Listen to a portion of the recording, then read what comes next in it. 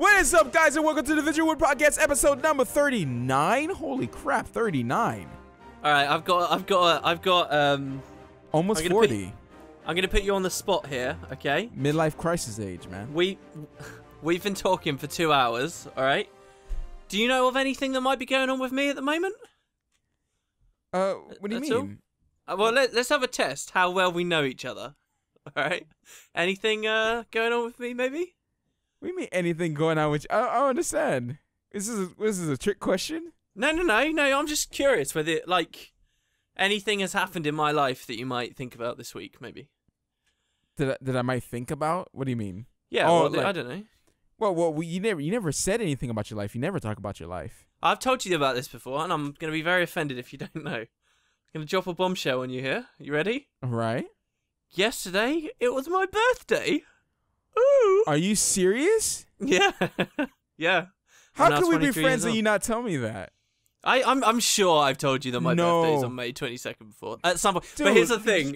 Last year, maybe. Yeah, you've told me your birthday at some point, and I don't remember when it is. It's in a few months, isn't it? My mom's birthday is tomorrow. Ooh. Oh. Wait, your mum's birthday? Or your birthday? My mom's birthday.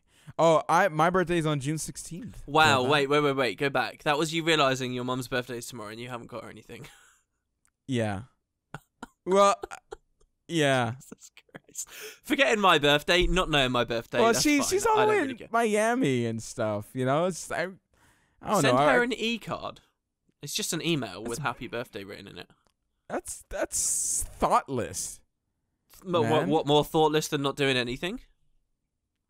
Well, I can call her and sing happy birthday in my Barry White voice. Wow. Happy birthday. You know what I'm saying? She'd enjoy that, I'm sure. Here, look, I'll send you an image. This can go up on the podcast. That was my main present for this year. I actually forgot that it was my birthday. It was a very small little do that I had. I've sent you an image on Skype if you want. Did you have a birthday cake and all that? Yeah, I did get a cake. Yeah, a very small cake. It was everyone there? Was your friends there? Yeah, and we all sang happy birthday, blew out the candles. Your girlfriend too? I don't think there were actually 23 candles on the cake. Just like ignore me. Yeah. That's going to take a while to send, but I'm sure I told you I got a plant. That was my present, and it was actually something I was asking for, like a bit of something. No, right, okay, all right. Look, you joked about my Christmas present, which was a candle, all right? But the candle was good entertainment. It freshened the air.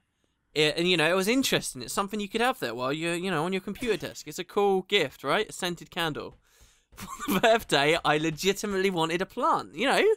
Something green, something nice for the area, something to purify the air while you're, again, just like the candle you see. Oh, this plant is in your room, and there goes the window. Yeah, there you go. So that's a shot of the plant on my desk right now. Oh, dude. It's in the description, of course. Wow. Okay, so the window's not a little circle window then? No, it's not, I'm afraid. What you can see there is like a silver thing. You can see my speaker behind it on its side. Yeah. The desk looking a bit grubby. And then behind that, that's when I was doing like the original crayon law, when I was drawing stuff, and I bought a pad for it, that's that pad, and it's remained unused for a long time. But yeah, it's underneath like the curtain there on the left. And there's my new plant. It's not like fully flowering, but it's sort of a flowering plant, and it can survive well.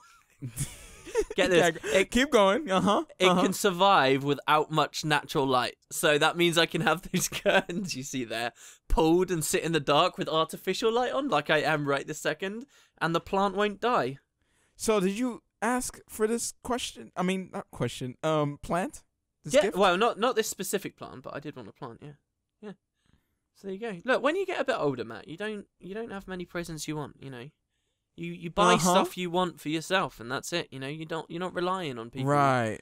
So it's just a nice little thing, Right. Plant. Right. So there you go. I thought I'd fill you in on that.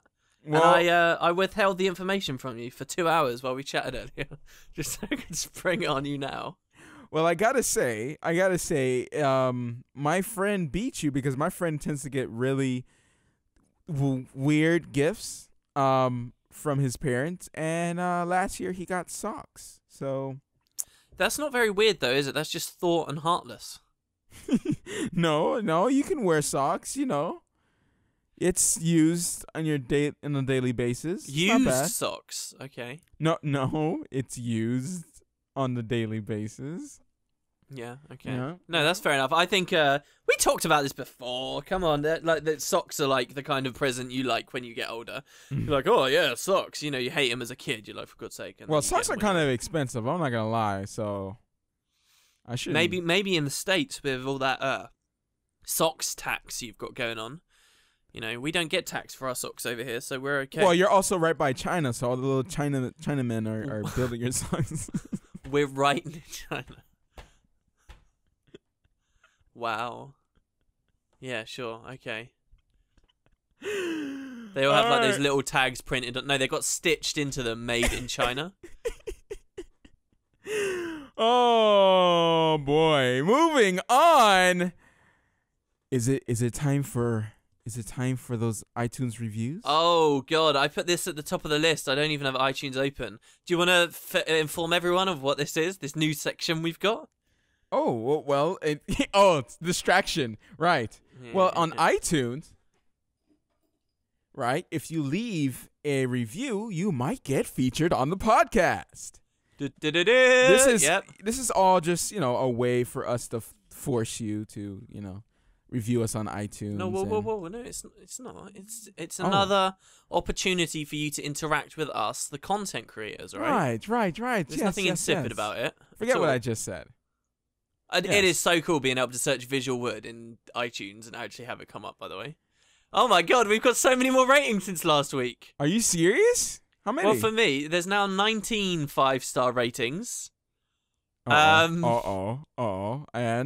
The one from last year that I read out last week from Tech Dimension. Do you remember? He said how he had 14 gigabytes of selfies. That is now rated as the most helpful review on the entire thing. So, like, his appears right at the very top. Amazing. So I just need to pick a good one. I don't think people were trying to be funny, so we are literally just going to seem like we're up our own backsides if we read these.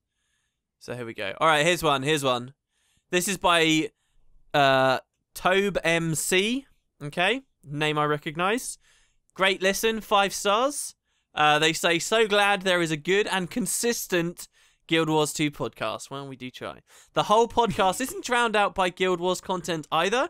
There is a good balance between the game news and chat and other randomness. I love the audio... Oh, we've got bad news about this. They say that they love the audio adventures. And the reason why I chose this review is because they end by saying, WP is so beautiful and elegant. And love from Toby Spio, who is someone I know. So yeah. What's up with the audio? I can see your reflection on the window, by the way. Can you? In the picture, yeah, I can see your face and everything. For realsies? But I have it now. I have it now, so. Well, actually, you see in the bottom left corner that like ghosty looking thing. If you enhance that close enough, you will in fact see me. Yep, there's an Easter egg, guys. There's an Easter egg. I'm not gonna tell you where it is, but you can actually see wooden potatoes in the window. There's actually there's pictures like that on online where if you put it through a certain filter, images appear and text and lead you on secret hunts and things. But anyway, you're avoiding. What's going on with the audio adventure for this week? You were supposed to make an audio adventure and you didn't do it. Yeah, I know. I'm bad. I'm sorry. I did have an idea though. I had and I haven't done it. And unfortunately, I can't. I couldn't do it at the last minute. Stay tuned for next week.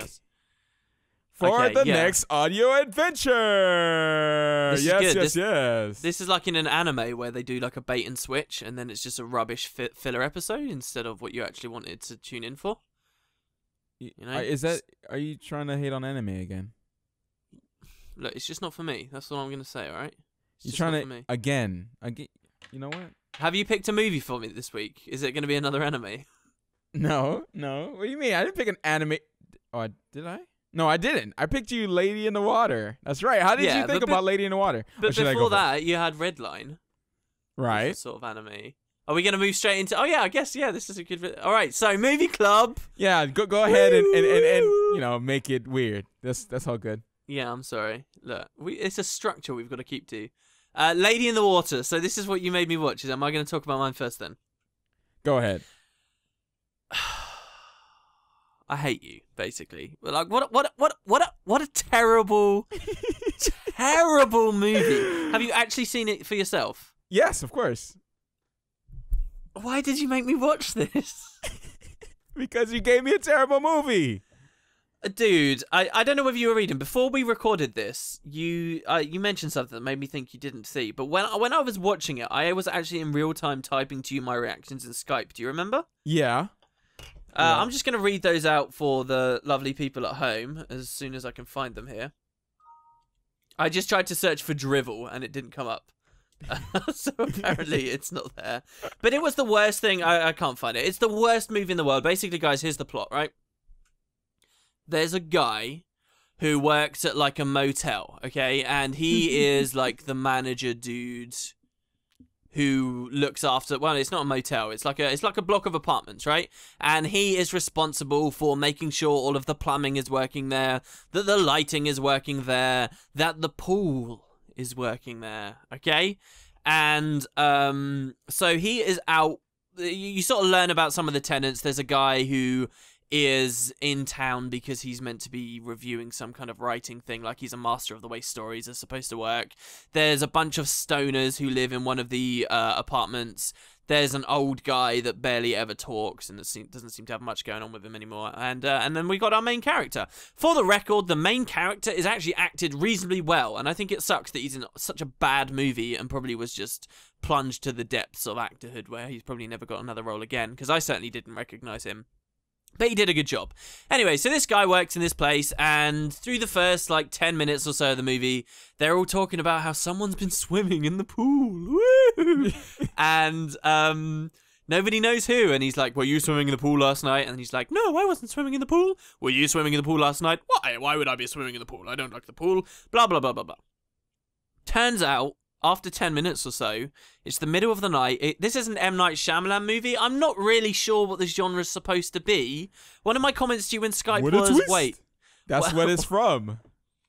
Wait, really? From this movie? Yes, from his movies. What a twist. His movies. That's he's the one who says it in Robot Chicken. Right, okay. But basically, it gets kind of horror-ish for a little while. And, it's kind of scary. And this guy is out and he realizes something weird's going on with the pool. And he's alone. And suddenly, it's like set in San Francisco, I think, is, this hot place. And now it's like all misty and dark. And he's outside with his torch. And suddenly he sees something in the pool. Basically, there's this camera. In case you don't know M. Night, okay, he did The Sixth Sense. Roaring success. Brilliant. Everything he's ever done since then has been terrible. But his directing style is like this really bland, slow, lame shots. Basically, he has really shallow focus in every single shot of every single movie ever. And by what shallow focus means is you're looking at a character, but right in the foreground is some grass or something. But the grass is really blurry and you can barely see what the grass is and you're looking there. And then maybe he'll pull the focus at some point and now we're focusing on the grass and we can see there's actually a bug on the grass and then it cuts. This is what M. Night Shyamalan is. It's long, slow, boring as all hell shots. And they perfectly describe the pacing of this movie from here forward. He finds some girl who's naked in the pool. She climbs out and then sorry. He sees she's in the pool, swimming around in the depths, and then for some inexplicable reason, he gets in the pool while he's wearing all of his clothes in the middle of the night, and he's like, get out of there, I know you're in there, and then he realizes he's being stupid after trying to swim in the pool, and he climbs out, and then he's like, right, I'm gonna go back inside, but as he's walking inside, for no reason, he falls in the water again, and then it looks like he's gonna drown, okay? And then we cut, and we find out he's woken up and he's inside again, and it seems like everything's fine, except there's this chick sitting in a chair near him, who he seems to have just rescued. Right. You were gonna say something? No, don't explain the whole movie. Just. Well, this is only the start, okay? And the reason why I'm being so long-winded about this is because it feels like every 10 minutes of this movie is taking an hour of your life. And it just loses direction from there. It's there's this girl and she's being hunted by a wolf that's really badly animated. And it's someone might tell you sometimes, oh, you should watch this film, it's really bad, and that makes it funny and hilarious. This film is just bad because it's slow and boring and it sucks your soul. Hold up, but you're missing the best part. The best person in the movie. Who's the best person in the movie? There's one guy with a huge arm, and then oh yeah. But it's like, who cares? What's he got anything? So there's a dude who like works out only one half of his body, and that's it. Like the whole story, basically, this girl turns out to be what's called a narf. And the main character is constantly trying to get translations about this, like, fairy tale that's supposedly real life from, like, some Asian woman who lives in one of the houses and her daughter who's translating. And it's just terrible. And it's like, oh, the seven sisters will meet again. And they're, like, all going into a room. Do you know what the worst thing about this movie was, though? I was, like, desperately trying to distract myself while, like, watching it. Like, I was reading this guidebook for Final Fantasy and stuff, like, as I'm watching it, just because it can't hold my full attention. But because it's, like, trying to be a horror, every now and then it goes like, woo! And like there's suddenly this really loud noise, or like the sprinklers turn on, and you're like, oh, okay, I guess I'll watch it for the next 5 seconds before I'm bored again. And it keeps like grabbing you for no reason. Well, what's going on here? You're supposed to watch the movie. I was watching it. I was watching the movie, I promise you, but it was hard, dude, and I did have to hold my attention to something else a little bit. Okay. Is that okay? Yeah? Uh-huh. No, it's not okay. You know what we should do from now on, though?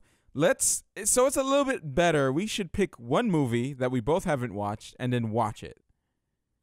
Okay. And then we can talk about the movie and see, like, I might like it, you might hate it, like usually what happens. And look, we can talk about it. I like movies. Yeah, sure you do. All right. Just so we don't get too long-winded, let me explain mine. So mine was Red Line. All right? Okay. All right? Yep. Okay. So this was a low-budget movie. It was like a disaster movie, right? Yeah. It's about a bus crash? Is it a bus or a train? No, it's a train. So in comes supposedly sexy female lead. And wait, why is she supposedly sexy? Yeah. There's these supposedly. Well, is she sexy or not? She's cute. She's cute. I have a wife. Okay. I'm happily married. If you didn't have a wife. Anyway, so she's there. She's having a conversation with her dad, and she's walking into the subway. And during this time, you're seeing different main, I guess not main characters, but side characters, stories develop. Like there's this husband that's mad at the wife for some reason. There's this family going into the subway, and they're talking about, oh, I just want to go. You know, the same stuff. And this whole time during this beginning scene is this music, like something's gonna happen, and it's totally like separate. Like you shouldn't notice the music in the movie, not like that, not like okay, oh, something's gonna happen. Like the most generic sounding crap I've ever. This movie was bad, and it wasn't bad in a good way. That it's funny. Oh, but it sounds bad in a good way. Because the plot was... All right, I'll explain a little bit. All right, so this is what it is. It starts in the first like couple minutes of the movie. They go into a subway. Boom! Bomb blows up. Disaster happens. A lot of people die. Right? Okay. A lot of people die. Then there's a chosen few who survived. Right, and this whole movie is around this, this small cart. There's 2 carts that are smashed apart. One cart is relatively easy to walk around. The train is flipped over, and then across, when you go through like to the next cart, there's a little bit left of the next cart, and so that's all that's left. And then there's a little part that you can go outside. A little bit, right? So all this is really close together, right? Outside, there's an outside part, and then you can go inside of the one train cart, and then go inside half of the second cart through the first cart. So everything is kind of like closed in, right? And this is where the movie takes place. The problem is, why don't they just walk off? They can't. They're in a tunnel. Oh, okay. It's in a tunnel. It's in a tunnel. Okay, I should explain that. They're in a tunnel. Everything's crashed down. They're blockaded in. This is the only space they have. Right. Right. So they're like running out of air or anything? No, they're not. Which doesn't make any sense to me, but whatever. Okay. Whatever. So it's low budget. Like I said before, it's low budget. So this whole time it takes place in this little space. But for some reason, when characters are talking and sometimes there is an evil suspect among them, right? For some reason, when they're talking about, doing something bad or killing someone, they're right outside. How come this character can't hear them? Like, it just totally breaks the movie. It breaks the movie. There's inconsistencies all over the place. Some bags are supposed to be in certain spots in different shots, and then they're not. And then there's certain bodies. And I don't tend to nitpick. I tend not to nitpick on movies, and I tend to enjoy them, right? I enjoyed Chronicle. But just like bodies are dead, and then they're not there anymore. Like, it's just like, what the heck is going on? But that right there, that pissed me off. Where it's just like, okay, now they can hear them, but now, in this spot, now the characters can't hear each other, even though they're like right there, yelling at each other. Can't hear them. Are you serious? What is this crap? But how does it end? I've got to know. No, I'll tell you after. I'm not gonna spoil it. If people want to watch it. But who's gonna watch this? Who's gonna watch it and actually I'll tell care? you some parts then. I'll tell you some parts. Okay. So there was a scene in this movie where there's this guy and he was pinned, right? All right, so in the beginning, you have the female lead. You have the random guy that looks kind of like, like he's from Iraq and all that type of stuff. So they automatically jump to think it was him or whatever.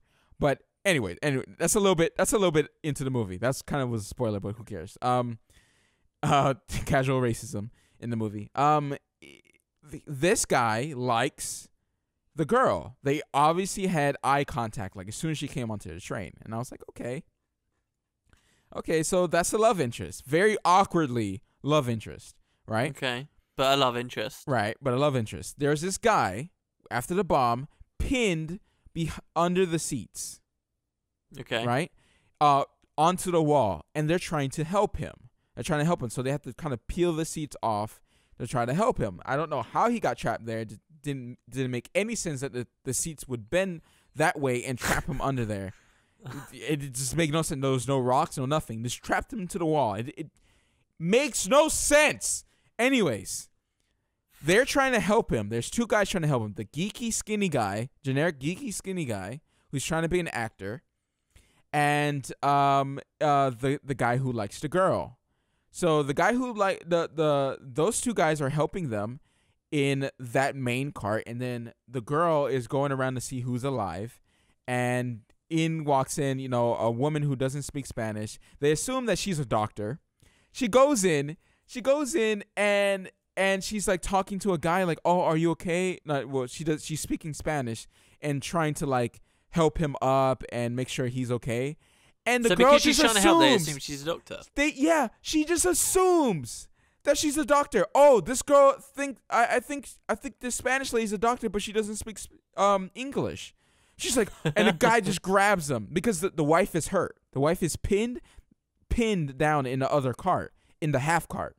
So now there's an army guy, goes to check around, goes outside, goes to check around to see if there's a way out and stuff like that. There's a tunnel, right? There's a tunnel that they can squeeze through, and maybe a small person can squeeze through. So they yell, right? This is the time where it's inconsistent. They yell through the train cart, which they can, saying that telling the main girl that they need help. The main girl goes, and the inconsistently of the lines and the actors saying the lines are really, really gut wrenching. But she's like, "Oh, I need you. I need you guys, or I need you. We need to go. Help this guy." And I'm this like, does okay. sound hilarious. Yeah, we need to help this guy. I'm like, okay, sure. And the geeky guy goes with her immediately, and then leaves the guy the love interest. And the guy's like, I'll be right back. And he's like in the middle of helping the guy. in the middle of helping the guy getting unpinned, and he just leaves him. He just leaves. He's like, "I'll be right back. I swear." And he walks right out. He's like, because he's like very awkward, like, "Oh, are you going out there? I'll be right back." That's his line, and he walks right out and leaves the guy. Everyone leaves this guy pinned down, and he's like in pain, big stuck. And he's like, and this is what he says: They can't all need y'all. What? What? They can't all need y'all. And I was like, what I think I have to watch is this? How early in the movie is this? What is this? Early, very early. All right. So I won't spoil too much. They go to help. They go help. They go to the army guy, and he says, "Okay, we need someone to squeeze through." And the geeky guy was like, they say, "Oh, what about you?" Or the girl, because the girl is really skinny and thin. And he was like, "No, I'll go. They're gonna make a movie out of this, and I want to be made the hero."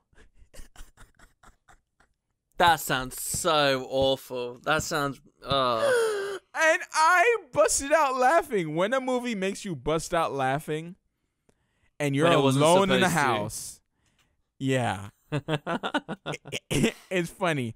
He goes in, and this is like a messed up tunnel thing. Like, he has to get on his hands and knees and squeeze through this little hole that's been just kind of like, things are falling apart, things are shaking, and he's going through, and they're saying, "Oh, make him feel comfortable." And the girl was like, "Oh, so you're an actor?" Because she saw him reading a script when she walked on the train before the bomb happened.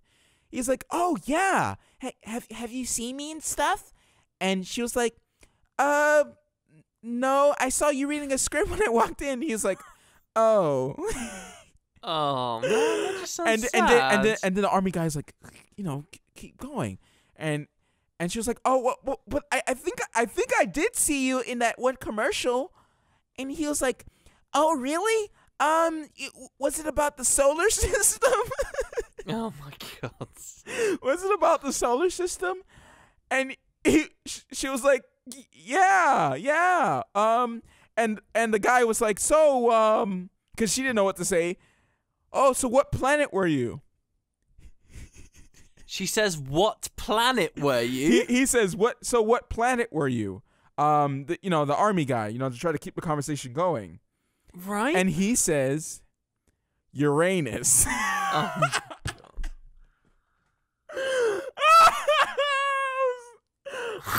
So wait, let me get this straight. He was in a commercial. He was Uranus. But this was a bad movie that you could at least laugh at. In some parts, yeah, but I mean, it was trying to be serious, and some parts were kind of serious. I don't know. I wouldn't recommend it to people. I wouldn't say, "Oh, this is a movie you should watch." Because it's bad. Because it's bad, and it immersion breaking is all over the movie, all over it, and it's just not. I understand what the director was trying to pull off here, but it was low budget, and Okay. Yeah. So for next week's movie, did you have an idea for me? Because I had an idea for you, and if we want to change the way this works, yeah, let's. Oh, you already watched it. Yeah, well, no. I've got an idea of a movie that we can both watch together and then come back and talk about in the podcast. But I have seen it before, a long time ago. Okay, yeah, that's fine. Okay, and I'm sort of taking a bullet here, okay? So, my idea for you, okay, is a movie called Magnolia. Have you ever seen that? No. Alright, well, this was basically... I have to watch it as well now, which is going to suck. But this was sort of to punish you. Or see what you think, okay? This Lady in the Water that you made me watch made me think of Magnolia, right?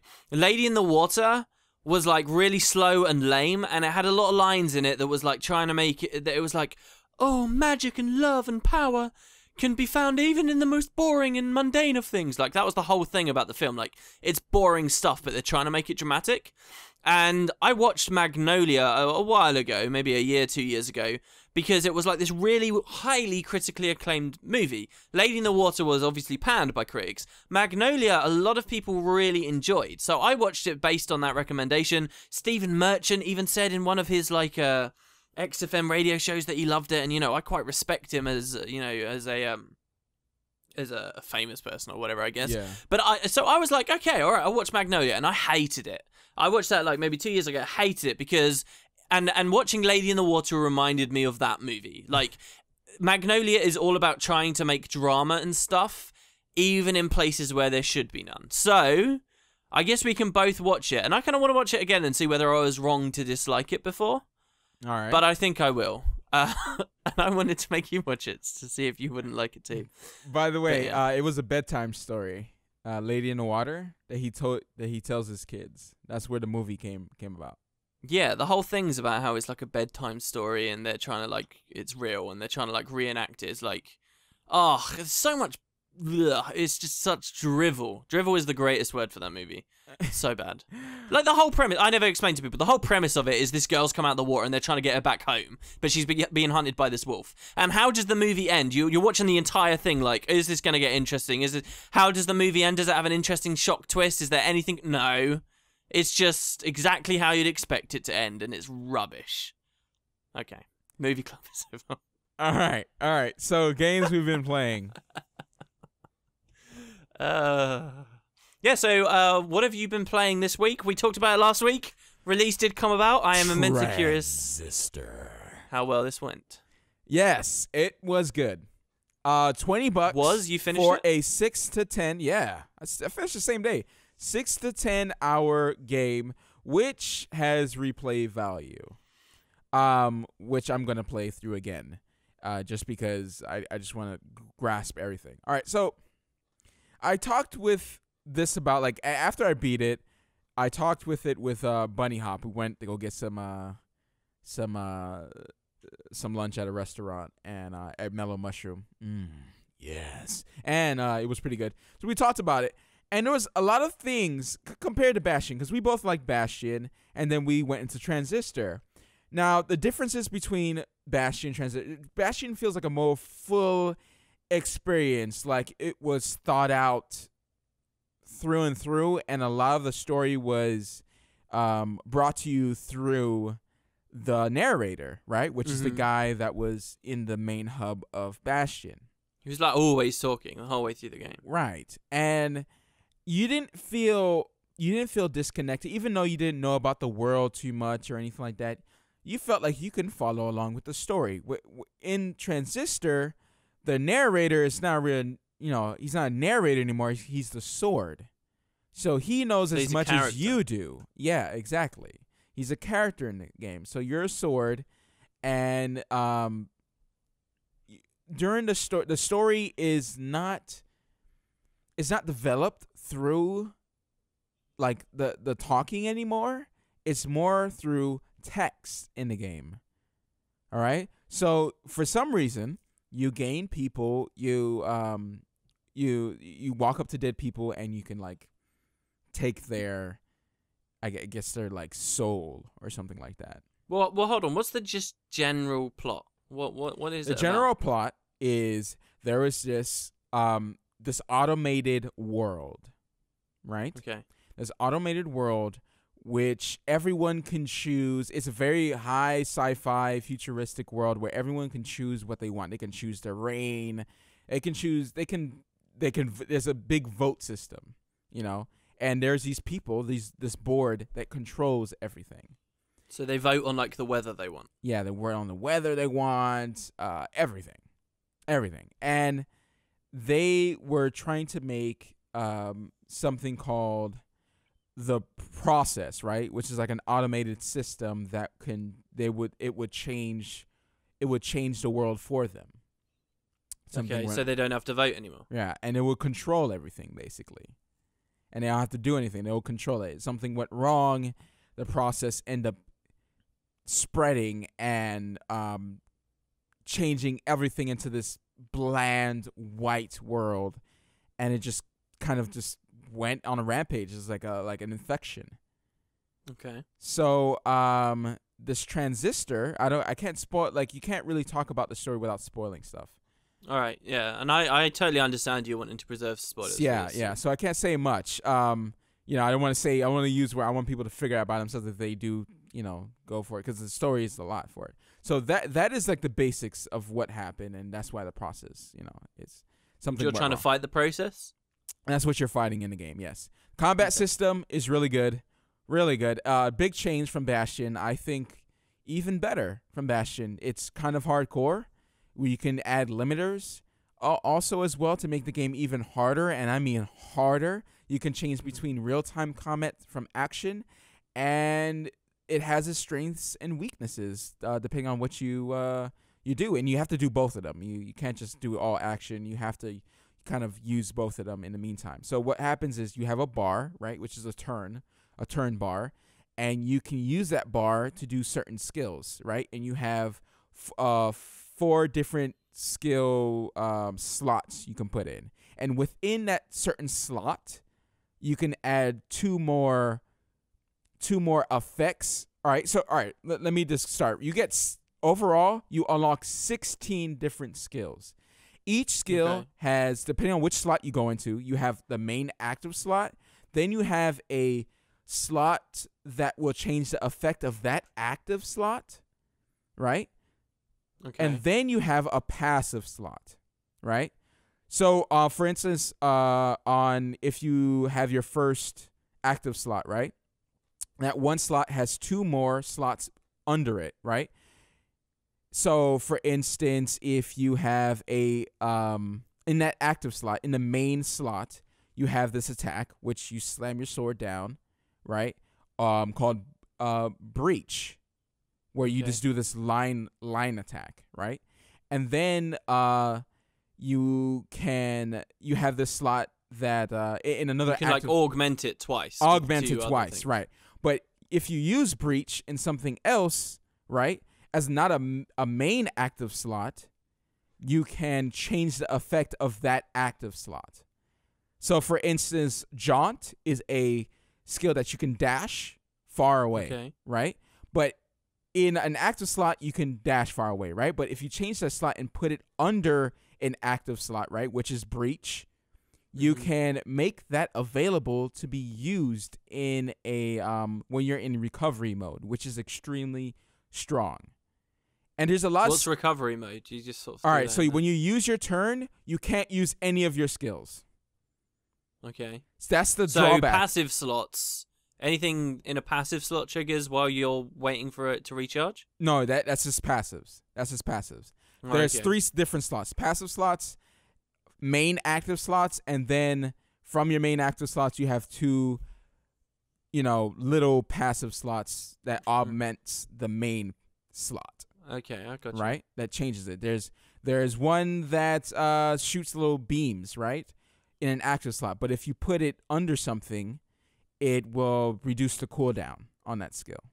Right, I've got you. Yeah, and a lot of the skills being swapped between each other adds a lot to the experience. And it unlocks more story, which is more text, which is not voice acted. So a lot of the story is learning these other characters, and you can't really, unless you're reading everything, that's what happens. So you're very much, as a gamer, as far as I'm aware, you like your voice acting, right? How did you find playing this game? Were you disappointed there was a little bit less of that? I was disappointed that the story wasn't being shared a little bit, but it didn't subtract from my experience of the game, because the voice acting was top notch, like it always is. The art style was good.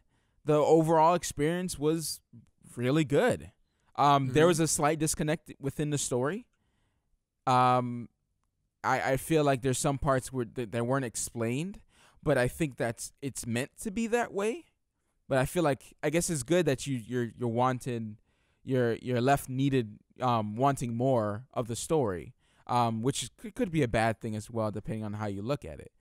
Well, if they want to ever do a sequel of some kind, then they're probably not going to. They usually just do like spiritual successors. Well, Yeah, well, Bastion was their first game though, and this was their second. They could easily do a sequel, surely.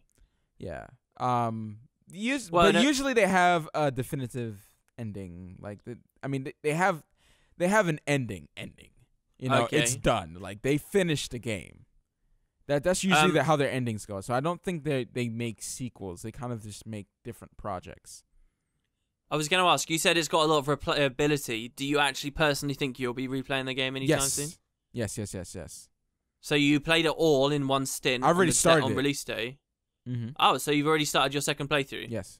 How different is it? What's the replayability? It's a lot harder. Harder. You unlock all the skills once you reach like a level 11. The combat gets harder. Now that you know the game and how the combat works, it's a little bit easier to do different combinations and unlock different passive. Because you don't unlock everything from the beginning. You start to unlock as you play the game. So you get to choose if you want more memory, or more passive slots, more active slots, more augmented slots, stuff like that. Do you get any like extra story elaboration and stuff?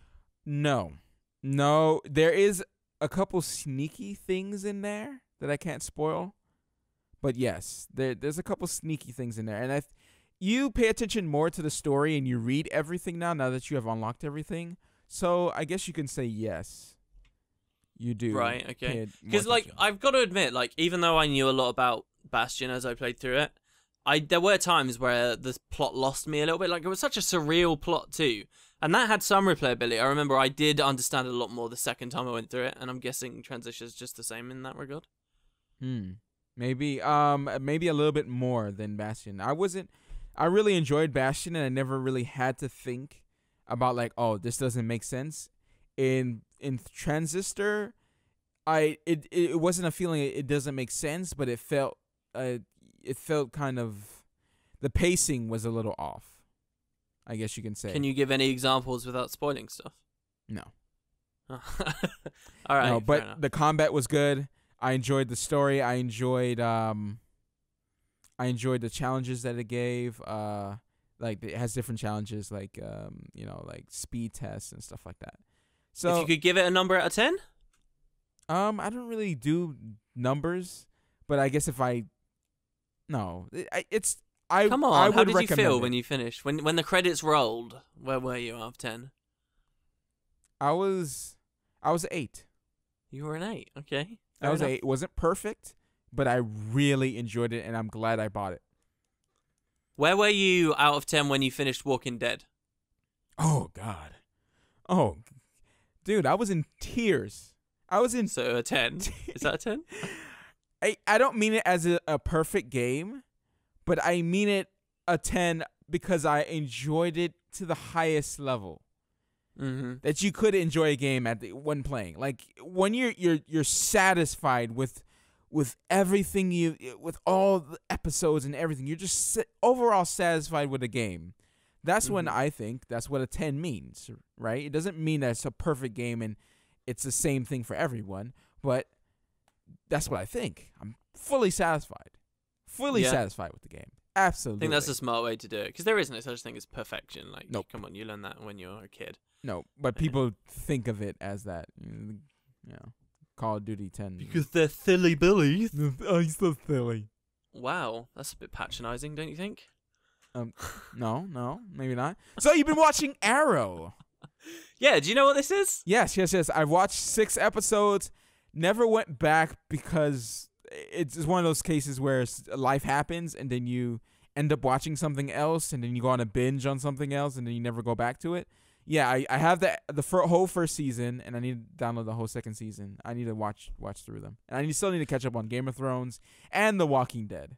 Yeah. Jesus. Well, Walking Dead's done, so you could probably get through that pretty quick. Game of Thrones is almost done as well, only a couple more weeks. But so I was talking to my brother about this the other day, and he was like kind of into it. He told me that it starts off kind of slow and eventually gets good, and I'm feeling it, man. You're further in than I am. I've only watched the first 2 episodes so far, and it's like, for people that don't know, Arrow is it's DC, right? I'm almost 100% sure it's like he's an actual superhero, isn't he? Yeah. The Green Arrow, right? The Green Arrow. So basically, what they've been doing is DC's like response to obviously all the success that Marvel's had with the Avengers, is they're trying to do sort of a similar thing but with TV serials. And of course Marvel's doing it as well, because friggin' Agents of S.H.I.E.L.D. is a TV show you can watch now. But they, the Green Arrow, they started doing a TV series of, I guess it was last year, because they're in season 2 right now. They're nearly at the end of season 2. And you can just watch this guy. It's almost like a cop detective show crossed with superhero stuff. His general story is he was cast away on an island for 5 years.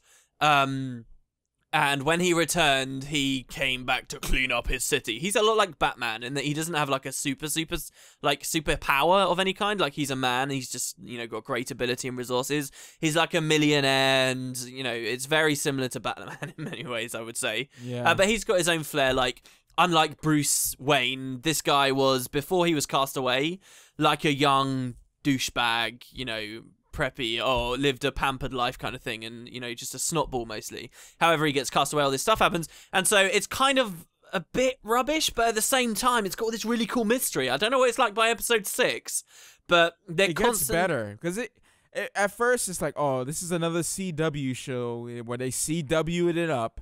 What I mean by that is that everyone, random people in the background, all the main characters, the dogs, the flies flying in the air in the shot, they're all beautiful people. Yes, yeah, it's exactly that. It's, to me, it annoys the hell out of me. You might be offended by this, but to me, I found it to be a very American show.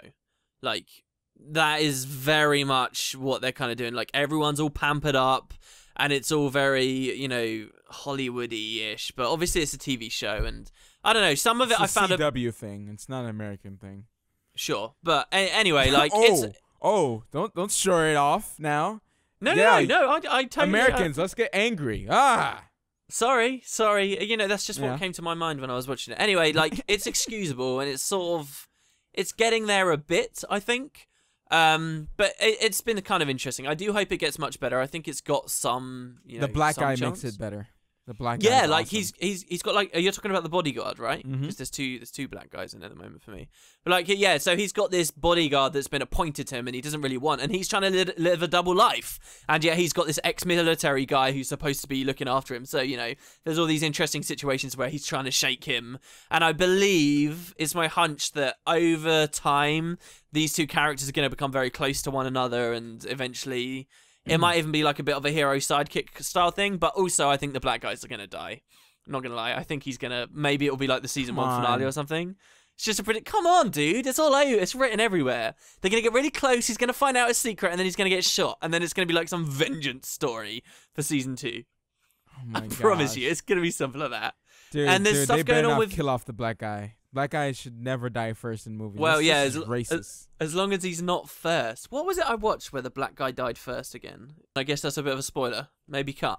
No. Oh my gosh. Oh my gosh. But yeah, it's the same thing. I wanted to talk to you about that so bad on the podcast that week, by the way, dude. So bad. I was like, oh, but he doesn't want spoilers. I'm cutting that for sure. Oh, no. Okay. Yeah, well, anyway, so I don't know how the hell we're going to segue from that. But yeah, so that's Green Arrow. They're also doing, did you see the trailer for The Flash? No. What? Yeah, so it's like I say, this is DC's answer to Marvel's The Avengers. They're not just doing Green Arrow, a TV show. They're doing The Flash. A full series of The Flash. I promise you. And there's a trailer that came out, and it's really long, and it looked kind of rubbish, but still. An extended trailer, 5 minutes of The Flash. Here, I'll give you a link for your private viewing later, or maybe you can watch it on mute. But yeah, The Flash. And I love The Flash. When I used to watch, like, Justice League. Yeah. Even though you don't know what his powers are. It's like, oh, he can just run fast. Oh, now he can make a rip through time. Oh, now he regenerates faster. Like, it's just like, pick one. Dang it. But this Flash trailer did look very good. He moves quite quickly. You know, it goes into his origins and stuff. And the thing is, it's really setting up so that they can do crossovers with stuff like Arrow. And so that's kind of one of the reasons I'm interested in watching Arrow at the moment, because I do like the idea of having these multiple TV shows I'm watching at once with, you know, all these crossovers and special episodes and stuff, and eventually maybe even turn into movies. And besides, like, TV shows are better than movies in a lot of ways, I think, for some things, especially rich universes like you'd find in comic books. So, you know, there could be a lot of good sustenance there. I think, did you ever watch Smallville? Yeah, I did. I never finished it. Apparently it got really bad. Really far. That's the thing. I keep seeing comments about like the Flash and stuff, and everyone's like, "Oh, it looks good," but think about Smallville, how that ended up. I don't know. So, yeah, I'm not sure how bad that's going to be. I never watched Smallville, so I'm fresh. I'm ready for it. I'm ready to be disappointed. Speaking of no pants, Wednesday, no pants on stream. Really? You did it? No way did you do it. Yep. No way. Yep. Oh my god, I have to go now. Did you tell people when you were doing it? No. You said they had to figure it out. Yeah, oh yeah, now they get to go back, right? Now they get to go back and see that I had no pants. I just went on your stream while we're recording this, and I like instinctively muted it just in case you were streaming. Wow. Imagine if you were that good, like you could record the podcast, but you just happened to be streaming some PvP or something. Just randomly, and you got all these people like typing away at you, and you're responding to comments in the chat. Turns out every time I'm talking and you're not, it's you're responding to people on Twitch. I had this moment where I was like, am I streaming by mistake? Because like I was looking at my phone, and my phone said, oh, you can now edit your broadcast, and it only says that when I'm like after I'm streaming or while I'm streaming. And I'm like, hold up, have I been streaming this whole time when I'm here in my underpants? Wow. And then I look on my computer because I have a lot of stuff up. And I was like, oh, no, okay, no, it's off. I'm like, oh, my gosh. Well, what if I turned it back on and my camera was on the whole entire time? Like, that would just be the biggest, craziest thing. Wow, yeah, that would be really scary. I'm sure that's happened, too. Oof. Oof. That must have happened to someone on Twitch. Oh, my God, they could have streamed some really kind of... bad stuff. Anyway, I'm watching it right now. Was this the day you were at like the Crown Pavilion on your Mesmer? Yeah. And I was fighting Final Boss. So you're not wearing any trousers right now? Yeah, I see you fighting Deadeye right now. Deadeye done well. 51 minutes in. Oh, later on I beat her. It took me, after I actually went for it, it took me an hour to beat her. Liaju was that? Mm-hmm. Oh, dude, nice segue. I was gonna talk about that for like Guild Wars 2 topics. Mm-hmm. I managed to beat Liaju with 8 orbs this week, and I never managed to do that last year when this came out. I'm so happy. Explain that achievement. All right, so Crown Pavilion lets you 1v1 lots of different bosses in the game. The final one is called Liadri, the Blazing Light, I think. And she's very difficult because there's quite a few mechanics you've got to deal with. She keeps AoE nuking the area. If you get caught by one, you're instantly dead.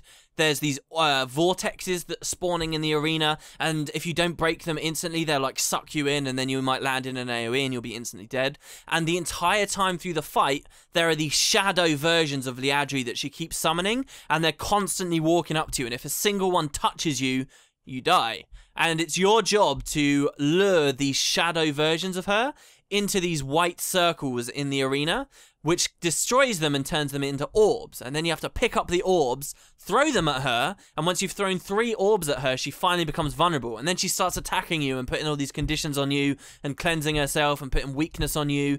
All the while you're trying to kill her, you're on a time limit for the entire thing. You only have a certain amount of time before you can finally get it, otherwise it will throw you to the floor.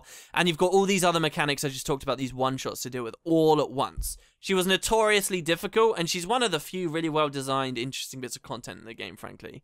And you can learn her. That's the cool thing, right? Like, regardless of your build, you can learn to kill the vortexes very quickly as soon as they spawn. You can learn to lure these shadows in the right place. You can learn to blind the shadows so that when they try and touch you and kill them and kill you, they can't because they're blind, and then they miss, and then you're totally fine. You've cleared the arena. You learn all these cool tactics. Anyway, for killing her, you get a title, you get basically completion of the meta from as far as last year was concerned, and you get a mini pet all at once. Like, it was really good. But there was also one extra achievement in the game. One extra achievement just for 20 AP, no other reward at all. But this achievement is called Lighting Up the Darkness. And to get it, normally just to kill Liadri, you have to throw 3 orbs at her to make her vulnerable. And then you just go DPS mode. You forget about the orbs. But to get this achievement, you have to throw 8 orbs at her and then kill her too afterwards. This is really hard for several reasons. Number one, once you get 3 orbs on her, she stops being AFK in the middle, basically, and she starts running around after you, crippling you. Weakness, like, destroys your damage and slows down your endurance gain, and you need to be dodging so much in that arena. The second you get those 3 orbs off, and she's putting weakness on you, it gets way harder. And what you've got to do is she's chasing you and constantly attacking you with this whip, and you've got to focus on all this stuff at once and still luring the friggin' clone things into the vortexes to create orbs to keep throwing them at her. Worst of all, it's 8 orbs. You only have like 5 minutes to do the entire fight. Oh my god. So, like, even if you can master staying alive in there, you have to optimize getting these orbs and throwing at her so perfectly to even have a chance of killing her in time. So not only are you throwing 3 orbs at her and then throwing the rest, while you're throwing all of the orbs at her, dodging all the stuff, breaking the vortexes, you're having to constantly DPS her so that the second you get the final 8th orb on her, you can actually kill her in time. Because if you've ignored fighting her up to that point, you're not going to have enough time to DPS her down. My god, dude, like, oh, and I managed to do it on my NG. You know how when the time runs out, it opens up and it throws you to the floor? Yeah. I killed her. The grates opened up. I was falling, and she died to condies above me just as I started to fall. Like, I killed her basically on the very last second it was possible. And then instead of hitting the ground and dying, I instead teleported to the top and got the achievement. I was like, yes! Yes! I did it. Oh my god. I was so happy. Probably one of the hardest achievements to get in the game. Yeah, Engineer, who knew? OP. And it really is overpowered on Engineer. It's so easy. Just to kill her normally, like, it's so easy to kill her. I killed her with that gambit where you have to fight 2 bosses at once on Engineer, and it was no different. It was just wander around DPSing stuff. Jeez. Yeah, NG's so overpowered. But yeah, that was really a highlight of my week with the new content. Well, my highlight was the same. I wasn't able to beat her last time. I think I was a lot suckier back then. I think a lot of players this time around have learned the game a little bit more. I'm definitely in that category myself. And I got a bunch of not weapon sets. Well, I do have a bunch of weapon sets. I have a bunch of armor sets now and everything. I could change to anything I want, but of course I ran Zerker. And this time around I was playing the Mesmer. And once I learned it again, and got accustomed to her mechanics, because I totally forgot how she was played, how you're supposed to beat her. Yeah. And then once I remembered that, that's it. I won. Yeah. I won. And it was at the last second, too. It was at the last second. I had Blink, but I was clicking it, and I was hesitating. And I was like trying to click it over, and I got downed by one of the AoEs. And at the last second, I killed her with the final auto attack when I was down. It was amazing. That's pretty crazy. I flipped out, and I have that recorded. So yeah, and you were wearing no pants while you did it. Yep. That's crazy, dude. So there's something else weird going on. You know, they changed the rewards for what you get for completing those. Did you get any of those chances, like chance of chance of the festival or whatever? Yeah, I got one of those. Yeah, did you know that there's like a 1 in a million chance or some ridiculous number? It's probably not 1 in a million. But did you get anything from it, first of all? No. Yeah, my guess is no. Like, you open these things and basically they always drop nothing, like, except just a few tickets. But there's like a really crazy low chance at the moment to get a new back piece in the game called the Chaos of Lissa.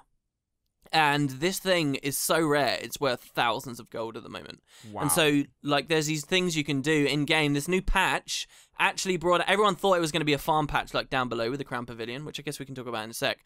But there's actually another farm, which is up there in the arenas, where you're just trying to farm these chances of the arena. Like, you keep killing bosses with as many gambits on as you can, just for a chance at this back piece called the Chaos of Lissa, and it's awesome, dude.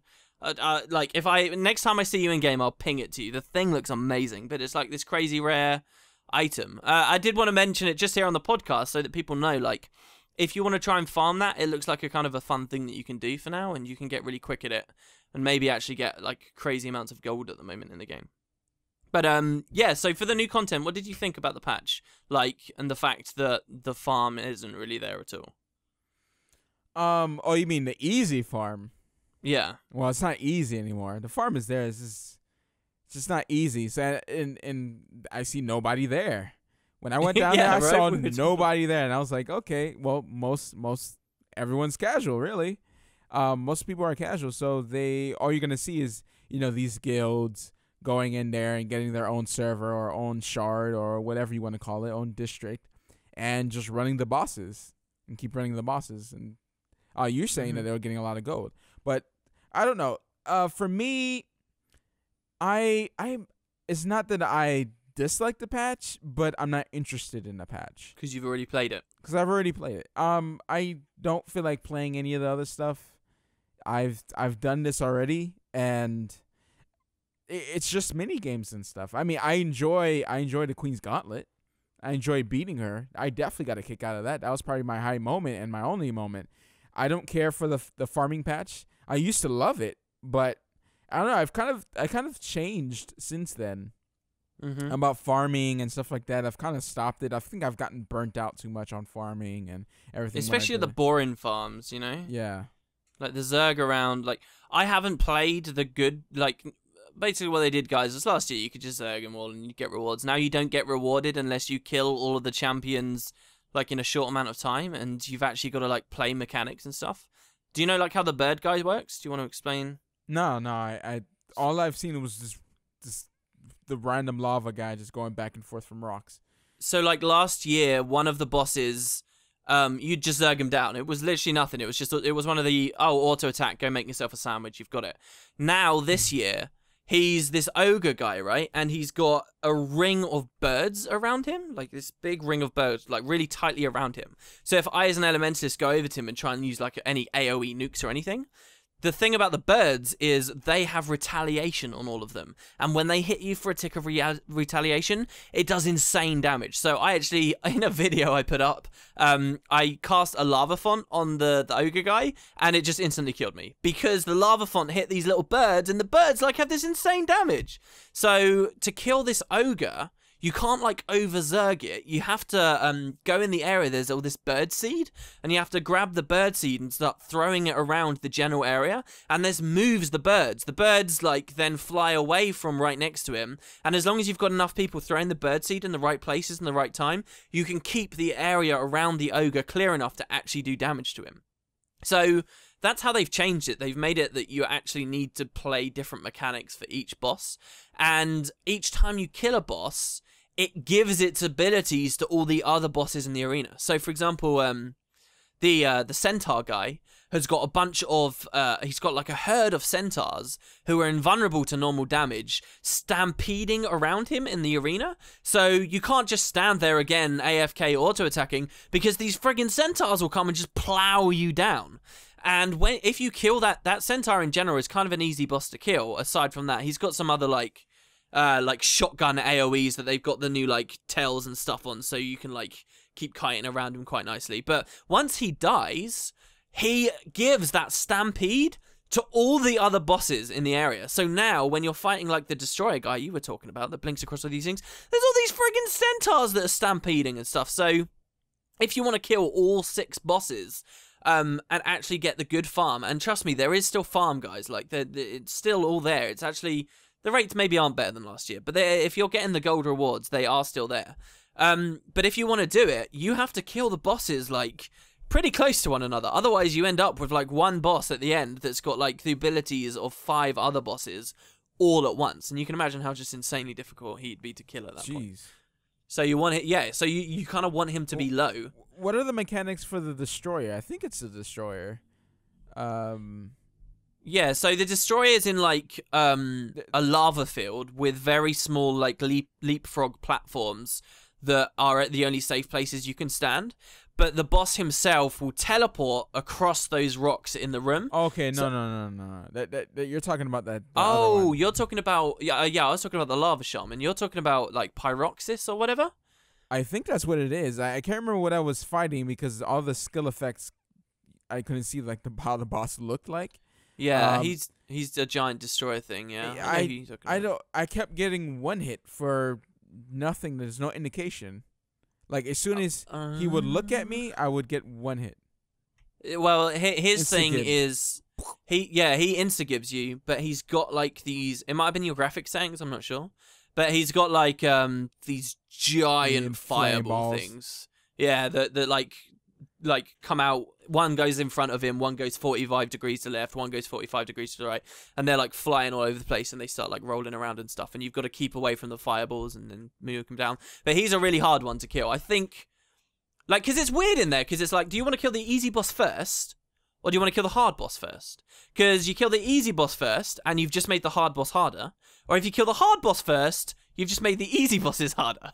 Like, much harder, because they've just got the hard bosses thing. So, like, it's kind of cool, but I've not done any of it. I know, like, how it works, but I've never really gone in. Like, what they've done, guys, is they've said, right, you can have big content for huge groups of people, but you can't zerg it. Instead, you need to actually coordinate. And so, actually, the big guilds out there, like TTS, they've got stuff to do now. Like, it's actual guild-styled content, even though it's not formally for guilds. Because now they actually go out there and they're like, everyone's like, oh, I can't do it, there's no farm left, QQ. And meanwhile, you know, TTS is running around getting a gold reward every 5 minutes, 8 champ bags every 5 minutes, because they've got it down pat and they're just, you know, re-triggering it each time, and they're getting all the crazy farm. And, like, I'm very happy that ArenaNet put that kind of content in there. I can't wait to, like, actually do it with a group of my own, you know? It's just getting so many people, and that's why Guild Wars 2 sucks a little bit to me, because have you noticed this, that all the big, like, hard stuff they seem to be adding lately, because they don't want to do, like, instance raids or anything? Right. They're asking you to get together, like, 100 to 200 people for all their stuff. I'm like, that's not easy, dude. You can't just be like, I want to go do that. That's tough. And I do think the community's there, but you're going to get a lot of pugs. It's not necessarily your full guild that's going to be doing stuff like that. Anyway, for this, I say 100. I think it's like 70 man. The new content is like a 70 man dungeon, I suppose, if you want to put it that way. Farm fest. And yeah, anyway, that's the mechanics of it, and I think it's sort of fun. Did you do anything at like the Sanctum or anything like that? Yeah, I did a couple. I did Sanctum Sprint and Aspect Arena. It's the same other old stuff. I did the Doyak race, which I like. I like the Doyak race. Yeah, I played that. That was the first. Was that there last time the patch was around? I can't remember doing the Doyak race. No, I remember there's a Doyak mission where you had to do something with a Doyak, but I don't remember it being a race. Yeah, I think it's new. I think that might be new. I could be wrong, but I did play a lot of that patch. But I never seen that. So I don't know. Did you do any Aspect Arena? Just played a couple rounds, but I've never really played into it. It's very cool. Some attunements are better than others. Being able to push people off is pretty fun as well. And you could do some really cool combos. How does it work? I've never played it, genuinely. Well, like, what's even the idea behind it? Well, okay, you know those I guess, are they called attunements? Attunements? I don't know. Aspects? The Zephyrite's aspects. The aspects. The one, you know, the sun. Aspect. Thing. Yeah. Yeah, each one of them has like 4 or 5 skills. Like 5 skills that you can use in the Aspect Arena, and some of them allow you to push people off, some of them do damage, some of them have fields that you can do combos in, stuff like that. And you have to carry crystals back to your home base. Okay. And that's how you gain points, and you also gain points for killing a player. So it's like capture the flag-ish, sort of? Sort of, yeah. Yeah, and you can, you know, stop people from taking crystals and stuff like that. And that's pretty much what it is. Just a little fun mini game. Did you play it when it was like all bugged out and stuff, or? No. What was bugged? Well, see, this is really stupid, because it broke with feature patch. You know, you got activities in the game. Where, you know, the feature patch added like PvP specific gear. Like they changed the way it worked. Well, activities are technically PvP. So when the feature patch came out, you know, stuff like South Sun Survival.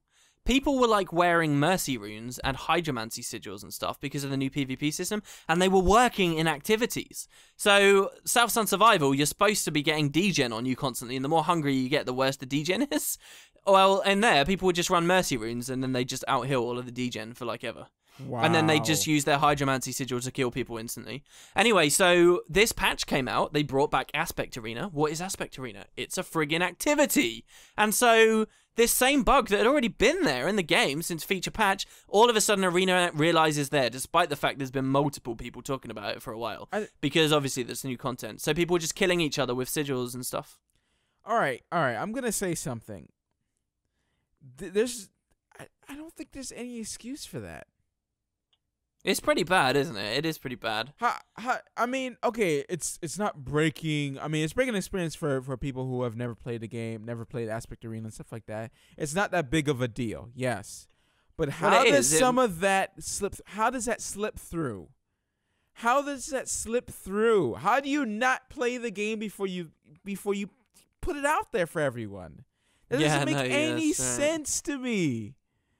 How do you make that mistake? It does mean nobody played the arena. It does. It means none of their testers played it.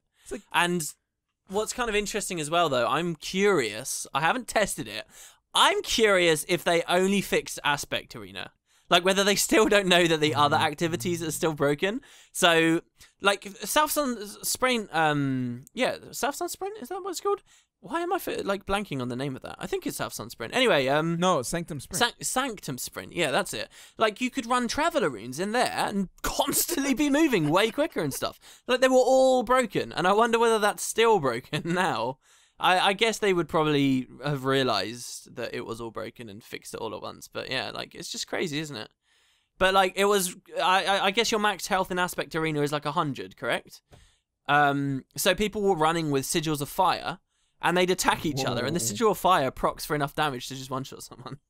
Or a Sigil of Air as well. And you could run, again, not Mercy runes, Doliac runes, and your health regen, because you only have 100 health max. Your health regen is like 60 health a second. You're regenning like nearly your entire health bar every second. Even if someone else tries to gimmick you out, it doesn't matter. You can just face tank it all. Wow. As long as you've got that stuff going. So, crazy bug. I never played it when the bug was there. I think maybe I've played this game like once or twice. I think I did last year, but I just don't remember. It's interesting to hear something you haven't played. It really is. Yeah, right. Usually when you think, like, this whole thing is like, oh, Winning Potatoes plays everything in Guild Wars 2. Everything. I'm not that good at World versus World. I haven't really done that much of that. I mean, I'm like, well, yeah, you said, you're like, oh, World v World. Psh, and I was like, dude, World v World, organized groups is amazing. Yeah. And then you... I never dismissed it. Here's the thing, like, with the Aspect Arena, I know why I never really got into it.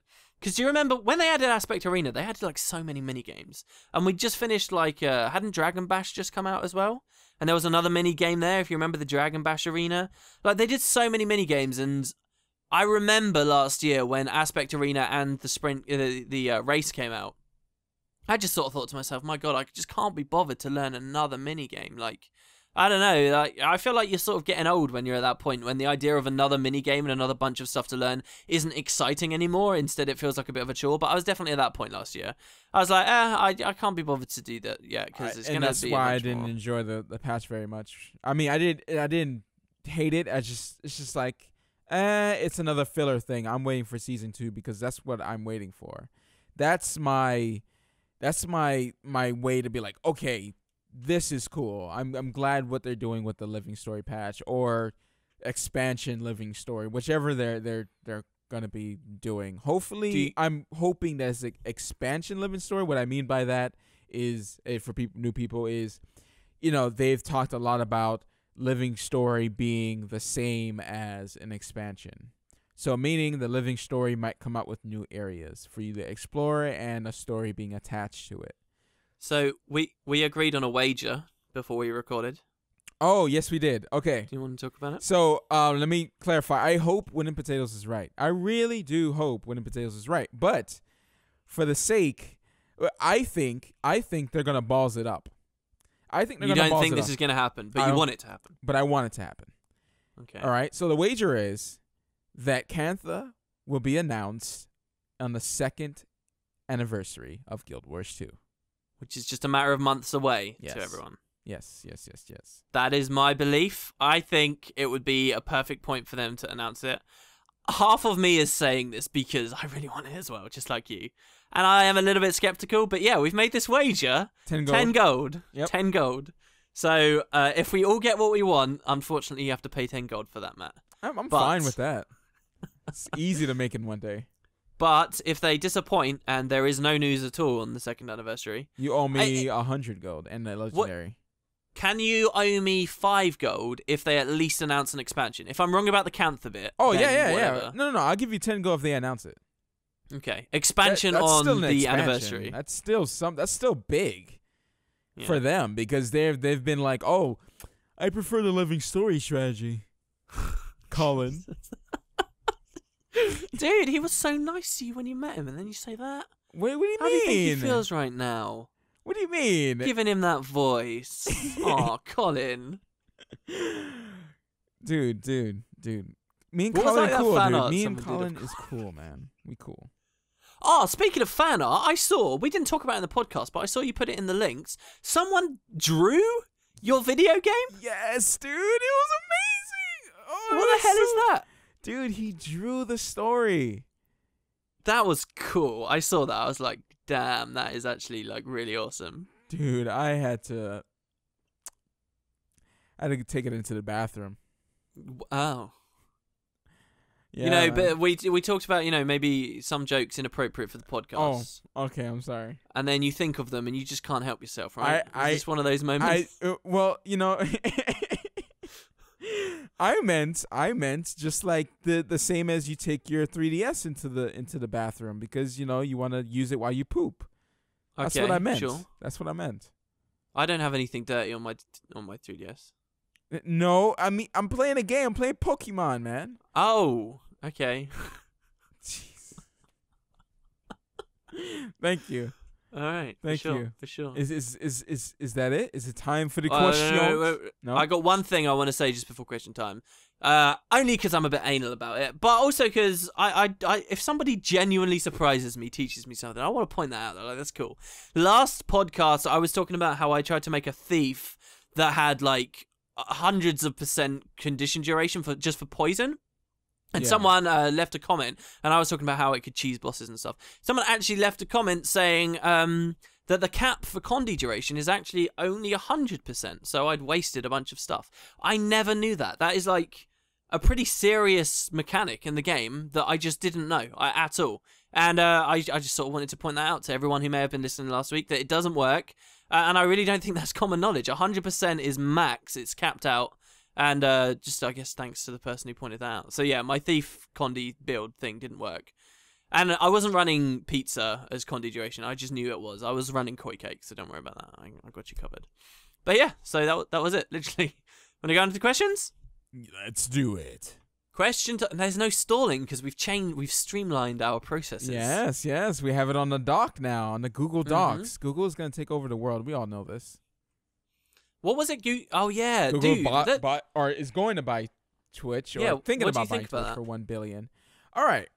Well, I think people are going too far with, you know, the same thing with Oculus Rift Facebook buying Oculus Rift. You got to see what they do with it first. Like, calm down. But the thing is, Google buying Twitch. Twitch is the biggest streaming site.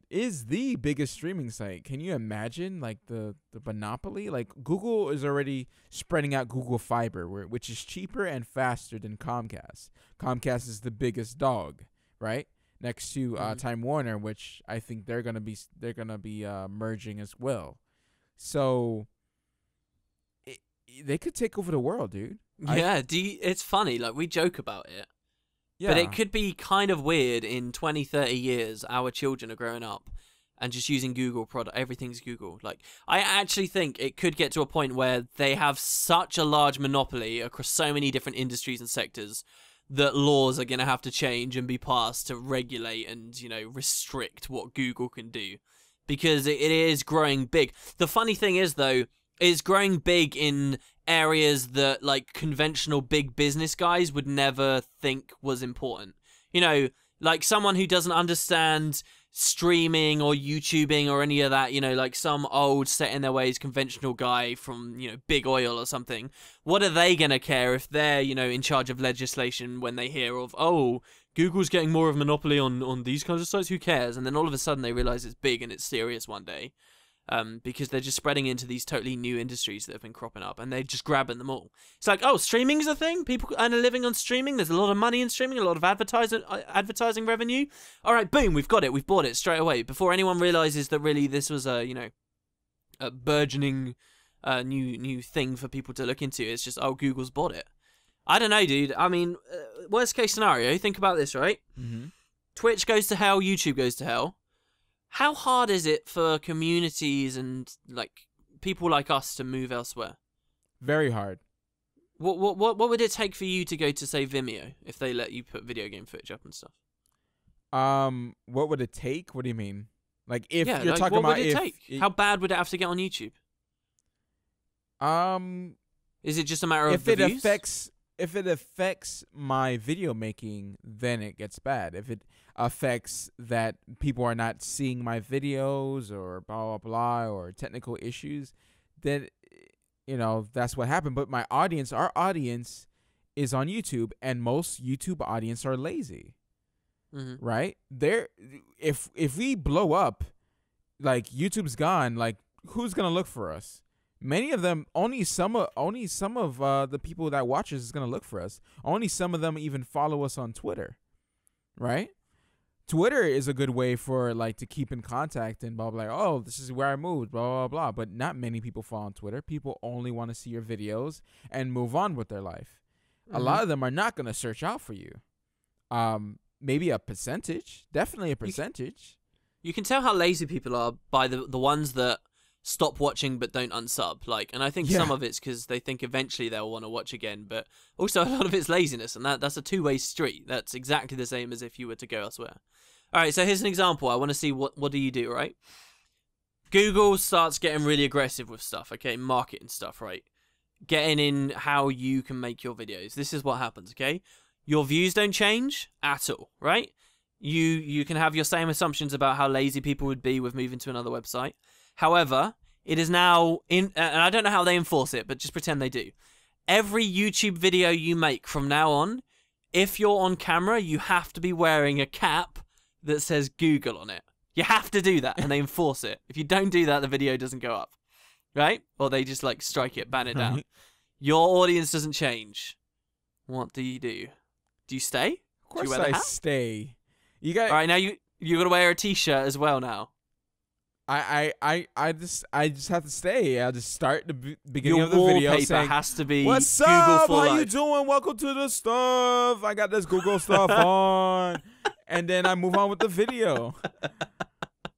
And then I move on with the video, man. You gotta keep it rolling. You're such a corporate shill, man. What is this? Like Google. Yeah, well, the thing is, it all comes down to people are lazy. They won't go to Vimeo. They won't go to any other streaming site or anything because they don't use it. They're not gonna go out. No one goes out of their way for anyone. All right, like only some people do. Like, for instance, a good example is Normal Boots. All these. The YouTubers that get together and they make a website. No one goes to the damn website, even though it supports them more on the website. I got explain to the riddle me this. Why did I get a 404 error page not found on matvisual.com? Should I buy that up and then ransom it when you get huge later on? And be like, yo, give me lots of cash for this domain name. Right, because I'm totally going to use that. If when I listen to this podcast later on the week and I find you've cut out this section, I'll know that you're truly paranoid. I have matvisual.com already. Do you? Yeah. Are you serious? Long time ago, back at launch, I thought it would be important and I bought it. Did you set it again later? I don't know if I renewed my stuff though. Yeah, that's why I'm getting page not found, dude. I actually remember. Yeah, your website. What was your experience of having a website? Oh, I had a guild website when I had a guild back then. Was it Matt Visual? No, it was Visual Gamers. Visual Gamers. I'm pretty sure some Visual Gamers still listen to us. Yeah, but all those guys, dude, they all just moved on to another game. It's the saddest thing ever. VisualGamers.com put me to hugedomain.com. Wow! Click here to buy VisualGamers.com for $995. Yeah, my brand is pretty epic, man. Wow, that's crazy. Yeah. Would you ever consider it again? Making a guild or making a website? Making a guild and a website. No, not a guild, never. And website, I don't know. I don't know if I'll make a website. No one uses it. No one uses the website, so there's no point in putting it unless those select few want a general place where they can watch everything, my videos, my stream, everything in one place. That could be interesting. Or me and you make a VisualWood website. You know what I'd quite like to do? Go in business together. There is no YouTube channel. It doesn't exist right now. Let's play. But if there was another video hosting site out there that gave me better quality videos, I would probably think about having another site, even if only so that. What about double upload? That's easy to do. Well, what do you mean double upload? Well, upload on YouTube and then upload it on the Vimeo type of site, whatever. Yeah, that's what I'm talking about. Yeah, exactly. Even if not because other people watch it in higher quality elsewhere, but just so that I've got like that archive. And also maybe over time, very slowly, you would build up an audience base there. And if Google starts asking me to drive around in Google cars and stuff while I'm doing all my vlogs, I'll go to the other website instead, and then you've got like that safety net. But there isn't anything, you know. Vimeo doesn't let you do it. Vimeo has to be like artistic, and like that's their thing. It has to be, otherwise they pull a lot of stuff down. So, I mean, the bad things about Google buying Twitch would be, if they enforce their copyright ID system on there, if they start changing the Twitch layout. Oh my god, yeah, like music on Twitch. Yeah, there's good things like, okay, when I stream on my Twitch, I can automatically put it on my front page of my YouTube, and people can watch my stream and automatically do it. Yeah, like you currently have to upload a video saying streaming now. What if just when you started streaming, it had like it there for people, you know, like maybe next to your channel thing, it's got an icon that says like live now or whatever. Because YouTube has its own streaming thing right now. Do you think they're just going to drop that in favor of integrating Twitch? Probably. Because most people just stream on Twitch anyway. YouTube started doing that, you know, YouTube live thing, but you know, some people use it, but not a lot. And people just use Twitch anyway, so they were like, oh, so let's just buy Twitch. I'm pretty sure that'll be one of the first things they do. Another thing, Google can help out with all the Twitch crap that's been happening with the lagginess of Twitch. Yeah, because Twitch isn't perfect. No, it's not. It's gotten worse. You know, it's just like hundreds of thousands of people watching League of Legends every day. Like just loads of people watching League of Legends all day, and it's like taxing the system or something. They need to upgrade. If they buy Twitch and then me streaming on Twitch, you know, I can like get money for and stuff because I'm already a YouTube partner. Like just straight away without any more hassle or anything, just it's all in the same system. I would probably start streaming a lot. Like just straight away. Yeah. Not that like money is a big obstacle for me right now, but because going over to Twitch, like it's like this whole new thing, you know, it's like all these new systems you got to go through and all that stuff. People like follow, you got to do all this. And, yeah. But like if it's just with YouTube, that'd be really, really good. I'm actually kind of excited about it. But yeah, I mean, obviously, that's YouTube's the first got thing I bad thought press. of. But some people are like negative instantly, just negativity. I'm like, I mean, man, you live your life on the edge, don't you? On the edge of the internet. Yes. Yo, you could do petitions. I mean, I'm pretty sure people are going to do petitions because, man, Google buying Twitch, that's a big buy right there, man. That's a big buy. They're going to make a lot of money off of that. Can you imagine? Holy crap. One thing I see people always comment on as well, like, is whenever there's some large corporate acquisition now, people always say, oh, what is it, 1 billion it was for? Yeah. There was like, oh, that's nothing like Facebook buying WhatsApp or whatever the hell it was. Like, come on, get real. Like, that wasn't a normal transaction. You only know about that because that was so extraordinary in the first place. Why is that your basis of comparison for everything? Why do you think Twitch is getting gypped out of money just because of that incredibly crazy other purchase that happened a while ago? Get real. You don't know anything about the market. You're a fool. And I see that constantly. It really frustrates me when I see people comments talk out their butt. They're quick to react and quick to like, oh, this is bad because this first thing that comes up to their mind. I'm like, just sit back, take a deep breath, and just think about something before you start writing so chill, angry man. on the comment section. That's all. That's advice. I've got a question for you. When have you ever ridden angry on the comment section? I haven't. I just don't do that. There's got to have been a time. When I'm just angry? What, yeah, like, have you ever raged at someone on the internet? internet? What, you talking about something on my channel? Like, No, just ever, as an internet user, have you ever, got aggressive? In the comments, anywhere? No, I don't even dislike videos. You're such a nice person. It's because it's like, okay, if I don't agree with something, I'm not going to just, like, rage all over the... like, of course, it's fine if you've done it before, if someone's really just... doing something really bad on the internet. But most of the time, they're kind of trying to get a rise out of you, and I'm not gonna give them the satisfaction. I think the only time I've ever done this was a long time ago. I had modded my PlayStation 2, and I was trying to. I'd only done it because I was trying to get a game that wasn't in my region or whatever.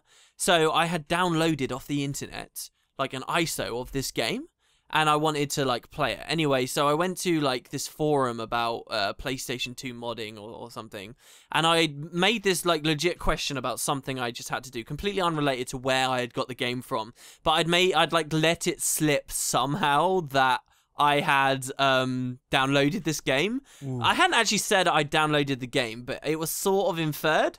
And so this no life mod or whatever was instant ban, and just got really, I don't know. I was quite young at the time, so I'm sure I don't know what it would be like now, but I felt really offended and annoyed that this guy had banned me for what I thought was unjust. So I got in this huge shouting match with him over personal messages, which he then ended up posting to the forums to laugh about with all these other people. And I got really, really angry about it because technically I hadn't let it slip that I had downloaded the game. He had just made that assumption and banned me for it. So I got, oh my God. And that was the worst I ever got.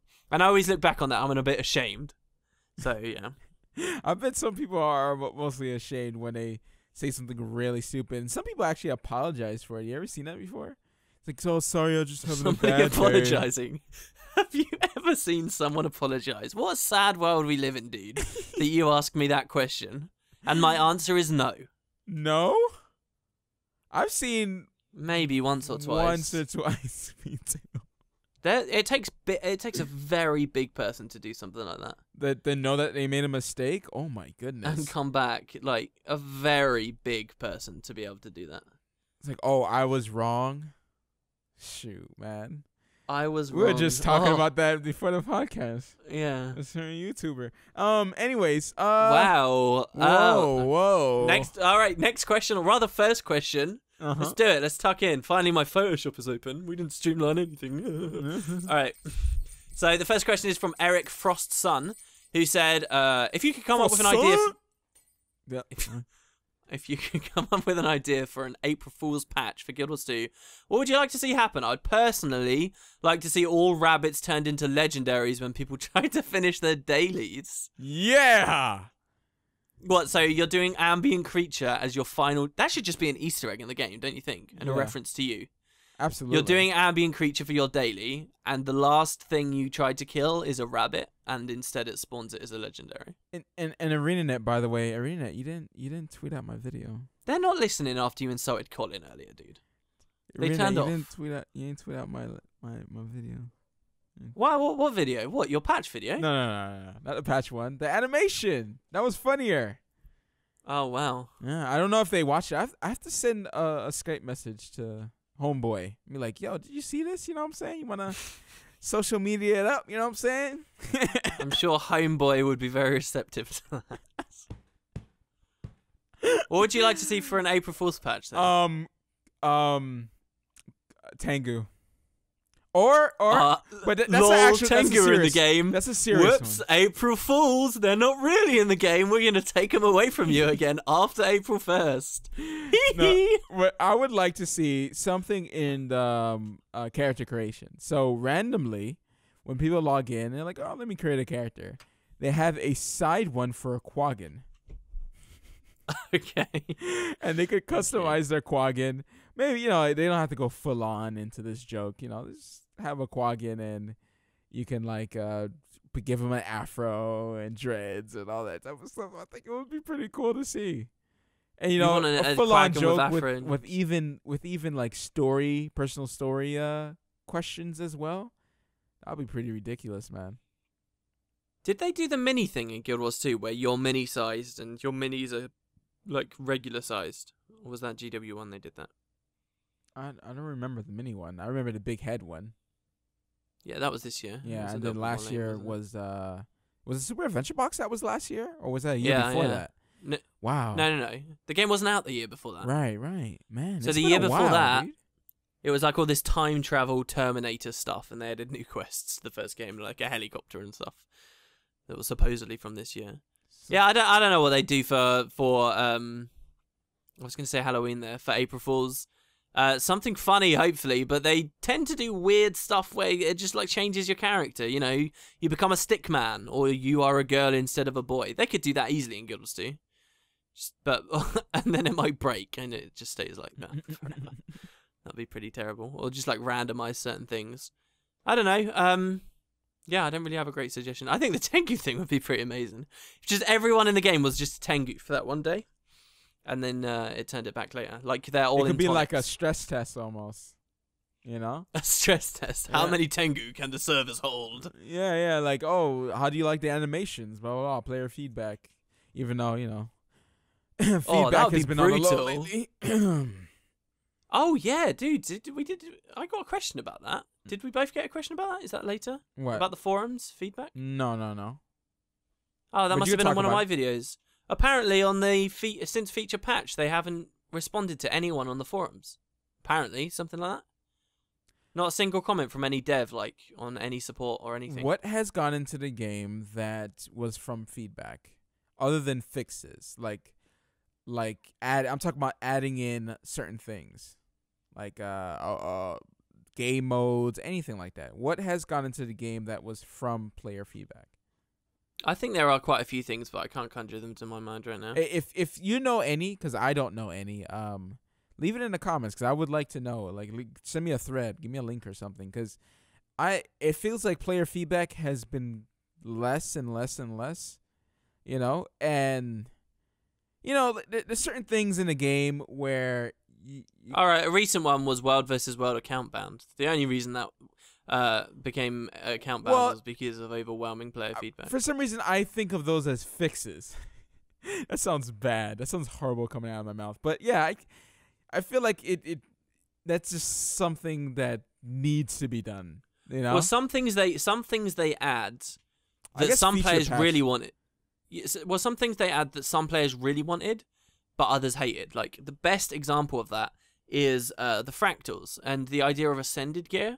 A lot of players, that like traditional kind of gear grind and stuff in MMOs, wanted something better than exotic. They quit the game because there wasn't, right? That was huge. That was a massive demo that Guild Wars 2 didn't have. And the devs listened to those people and chose to add ascended gear. You think they made it that quickly? Yeah, I do, yeah. You think wow. You think they made it in just a couple months? Yeah, well, it was more than that. It was a month, or it was 2 months before Halloween, and then it was 2 months after that we finally had fractals or so. I think that was developed way before the game. That was no way was that before game. Because literally the only reason Ascended came in was because everybody had exotics, and they didn't expect everyone to have exotics so quickly. Right, and then they realized, there's no gear. I even said that as well. It was in the. So how could they have made the content before they? It could have been. It could have been an idea that they just didn't think that was needed right now, and they hurried and finished the project. Because a lot of stuff were out of the game because they didn't have time to finish. So in my thing, I maybe they had that and it wasn't done yet, because that's a lot. That's a lot of stuff. Maybe it's not as much as I think it is, but I think that's a lot of content to do in a couple months when all these months have passed by and all we have had is Living Story compared to Fractals. This is why I think... You think about the update, it wasn't just Fractals they added with a bunch of new maps, it was the whole South Sun Islands as well. It was a lot This of is stuff. why I genuinely think in the background something is being made, something expansion-wise. And it will either be like you said last week, where they release it for free and it's just Living World, but it's big Living World, or it's an actual expansion. Like, it's got to be, dude. They've got to have been working on other stuff in the background. I'm with you there, but I feel like they're going to let me down. Yeah, well, expectations at a minimum, and you can only go up. There you go. At least I'm enjoying playing World v. World and all that. So that's what I care about, and I care about Season 2. I really, really care about Season 2. Season 2 has to be good. It has. Well, to how be. many updates? See, you're riding a lot on Season 2. Yes, I'm curious though. How many updates are you going to give it? Because Season 2 isn't one update, is it? It's many weeks worth of updates. So, I mean, what's your breaking point here? What do you think happens? I think I'm going to go into this realistically. I'm going to go into they obviously have to begin Season 2 with a big bang, right? Mm-hmm. So they're going to show what they got for this big bang. And from that first patch, I'm going to be like, okay, this is what they're trying to get their point across. Hopefully they don't do like like one of those slow patches where the first one is just like, it's okay. You know, I don't want that. I want something really big. I want a big bang right there in the beginning of the in the first patch. So the second and third patch, it's okay that it's a little light. Hopefully it isn't. In my opinion, hopefully it isn't, because they've been working for a long time. And now if they did do Fractals in just a couple months of hearing all those, you know, because like 2 months after the game is launched, people are like, oh, there's no end game. So they only had a few months to make Fractals. So that means they can make really crazy content, right? That means Living Story should be way better than it is, right? But it's not. So I'm hoping that all this time they've been working on stuff, all these months, that they're going to come out with something really good. I think they will, but that won't be Season 2. I think whatever it is there in the background isn't Season 2. Yeah, I think it's separate.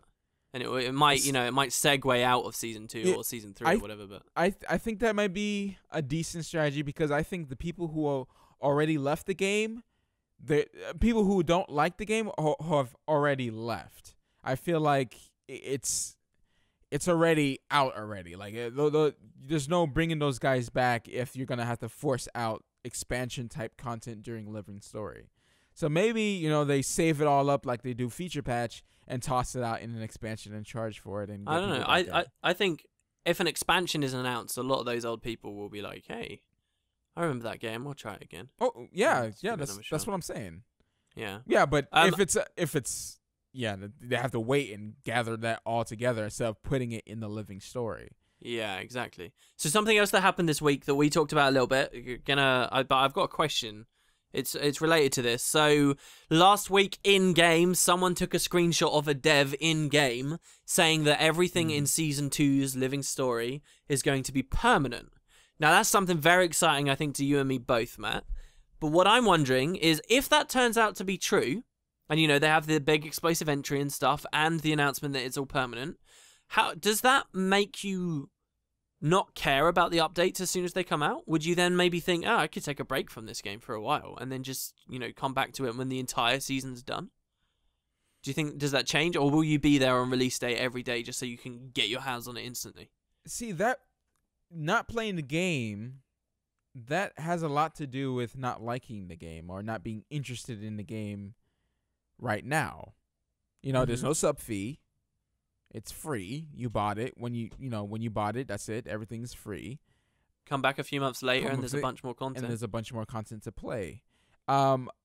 If they're trying to trap people in, like, okay, a Living Story, temporary content, sure. But I think permanent, with their model, right, with buy to play, and people just play whenever they want, and people tend to come back and play other things and just come back to the game, right? People do that with WoW all the time.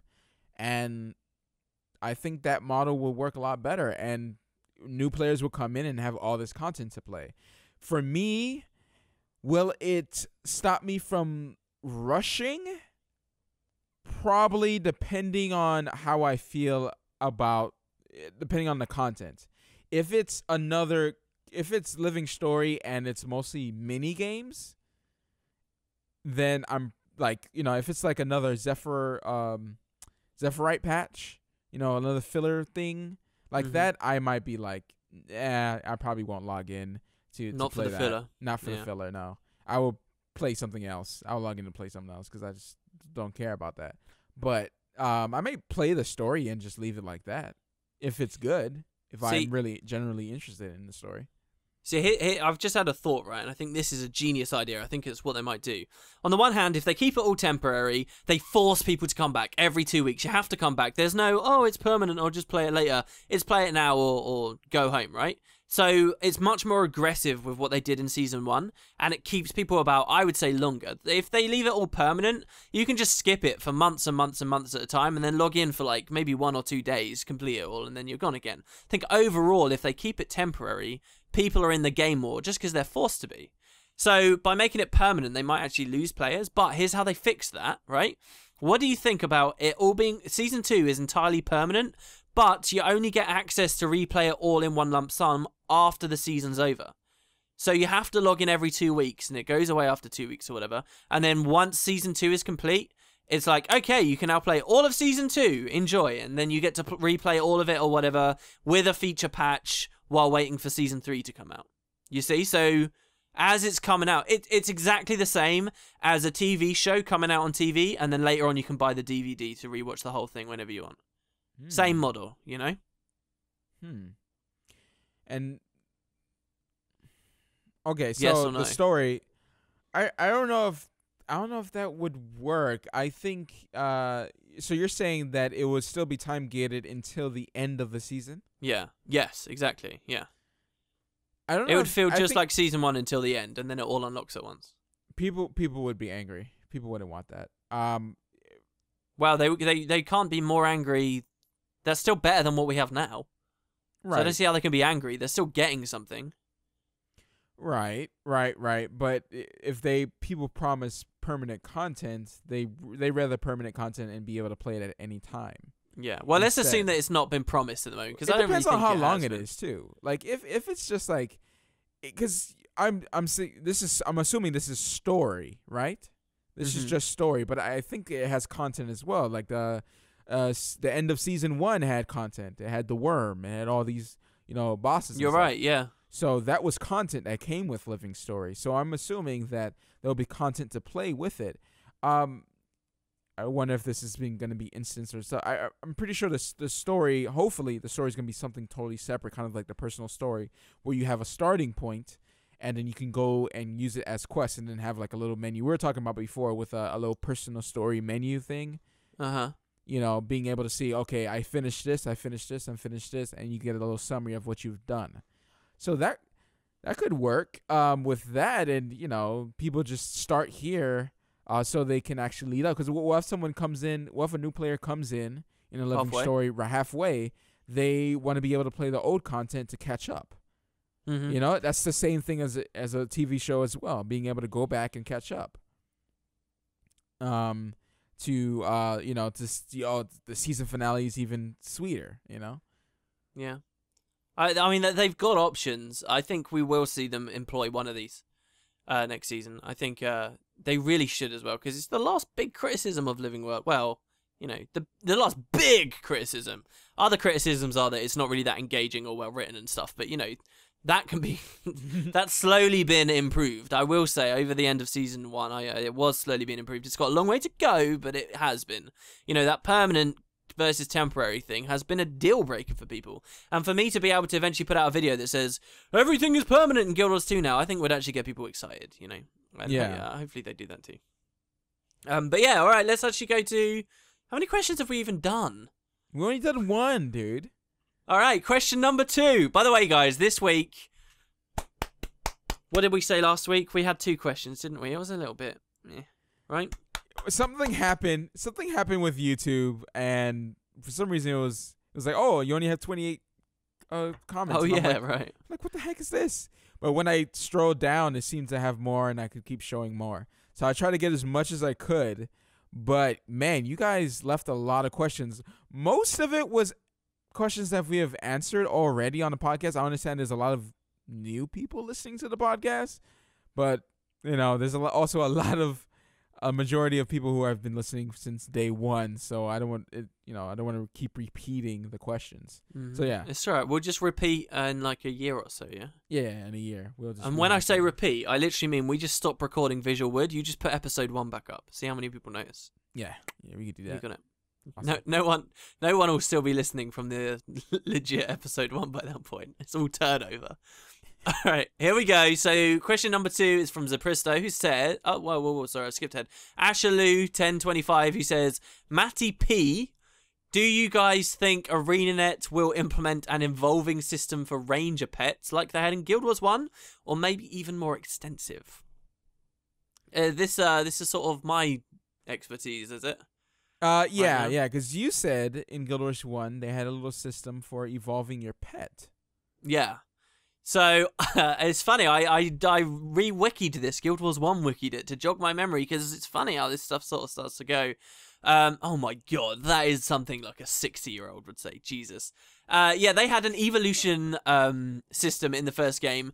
Rangers, as their pets leveled from 1 to 20, depending on how much damage they had taken versus the amount of damage they had dealt, it would change how their stats moved as they leveled up. And when they hit like various health thresholds, so when they got to level 10, they would stop just being like a Melandru stalker, and they would instead become like a playful Melandru stalker. And then when they got to level 15, they would evolve again to something else. So like there was like tankier pets, and that was like, so if something was playful, it meant it took a lot more damage than it dealt. And what this would mean is when it leveled up to become, when it evolved into a playful pet, it gained more extra health. It gained plus 30 health, and that's a lot of health. In Guild Wars 1 terms, that's a lot of health. It's not like Guild Wars 2. But also, by gaining that plus 30 health, it also loses 5% damage. So it just becomes a tankier kind of pet, because that's the situations you've put it in. It's taken more damage.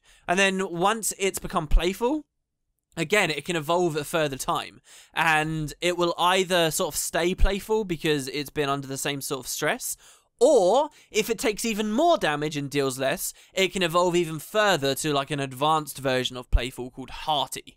And this would give it plus 60 health and minus 15% damage. And the same was for the other other side of the spectrum too. They would become like aggressive and then evolve finally into dire. And then there was like sort of a middle of the road kind of one called Elder. So yeah, like depending on the way you leveled your pet up, there was an old way called death leveling that would mean it would be like neutral and stuff. It would change how good your pet was, and that actually did have an impact in PvP too. There were these old builds where you'd run around with a hammer. Like, rangers don't get hammers in Guild Wars 2. But you could be like a ranger / warrior, and you'd be like a bunny thumper. You'd have like your pet, and it would do crazy damage while you smashed people in the face with a hammer, and it was like really strong. But yeah, the question is, what do you think about that for Guild Wars 2?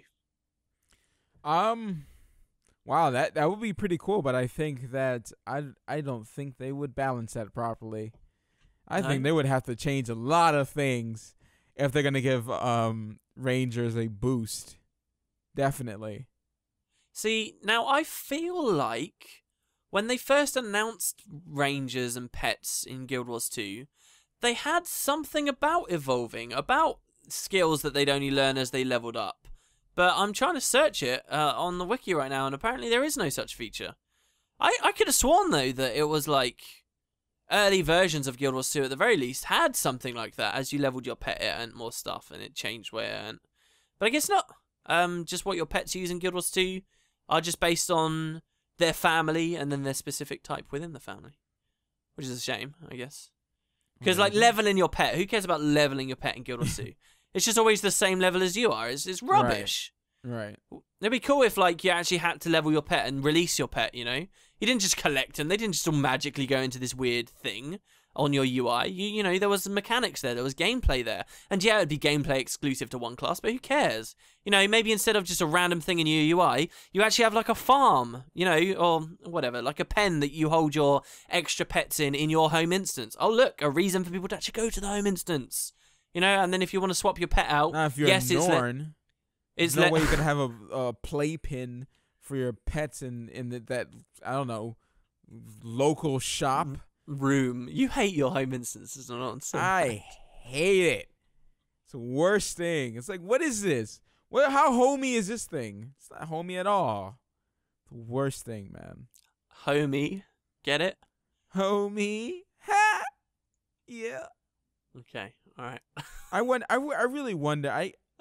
I feel like I doubt that we'll ever see housing in Guild Wars 2 until years down the line. Like, it's almost to the point of mounts, almost, because mounts is like something that I joke around a bit, but really it probably will never be in the game, because it's just the way the game is built. You know, I agree. So, you know, it's just like, you know, I joke around with that, but I it's just like you're if you want mounts, you're probably playing the wrong game, right? If you want housing, you're probably playing the wrong game. So. Do you know what I kind of really want to happen to you? I want you to play a bunch of WildStar when it comes out. Right. And I want you to have your mounts, and I want you to have your housing, right? And I want you to get bored of it. I really do. I want you to just have it for a while and then realize, oh, okay, so I've got a mount. Cool. And, like, eventually get bored of WildStar. Everything in an MMO? Isn't that everything in an MMO? Yeah, I guess, to an extent. But this is why I'm not interested in those features, because I know I'll get bored of them after a while anyway. Really? Yeah. So I don't care about housing. You want to appreciate that they're there, but you'll just get bored of them and never use it again? I don't know. Yeah, no, really. I strongly disagree. I agree with mounts in a world without waypoints. With these features, and I love it. Do you love it forever and always and never end? Yeah. In MapleStory, chairs. Right? Yeah, chairs. Love them. Love them and never stopped. It just depends how much of an impact they have on the whole game. They do. Mounts they have a major impact, though. Mounts have a major impact because you can customize all of them. You can look different from anyone. Yeah, but housing I can customize my dye all the time. You can farm there. You can craft there. You can make it look like a freaking mansion. You can add everything to it. Everything that you get from the world, you can put inside of housing. You could change the skybox to make it look like it's snowing, to make it look like you're in space. You can get raid portals. You can get buffs from there. You can get rest XP. You can get all these things. It's tailored to the whole game. It's within the game. It's not just a housing. It's exactly. Like it has to be. It has to be that as well. Otherwise, you just get bored of it. And that's what I think mounts would be in GW2 because there's waypoints and stuff. Right. Like it would just be, oh, okay, this is another little cosmetic thing, cool. You know, it's like if they added another kind of mini petish system. It's like, it's cool, but you know, but it's not going to be anything, and that's why I think Guild Wars 2 would never implemented it, because what's the worth? What's the worth of it for them? Are they going to do it really well?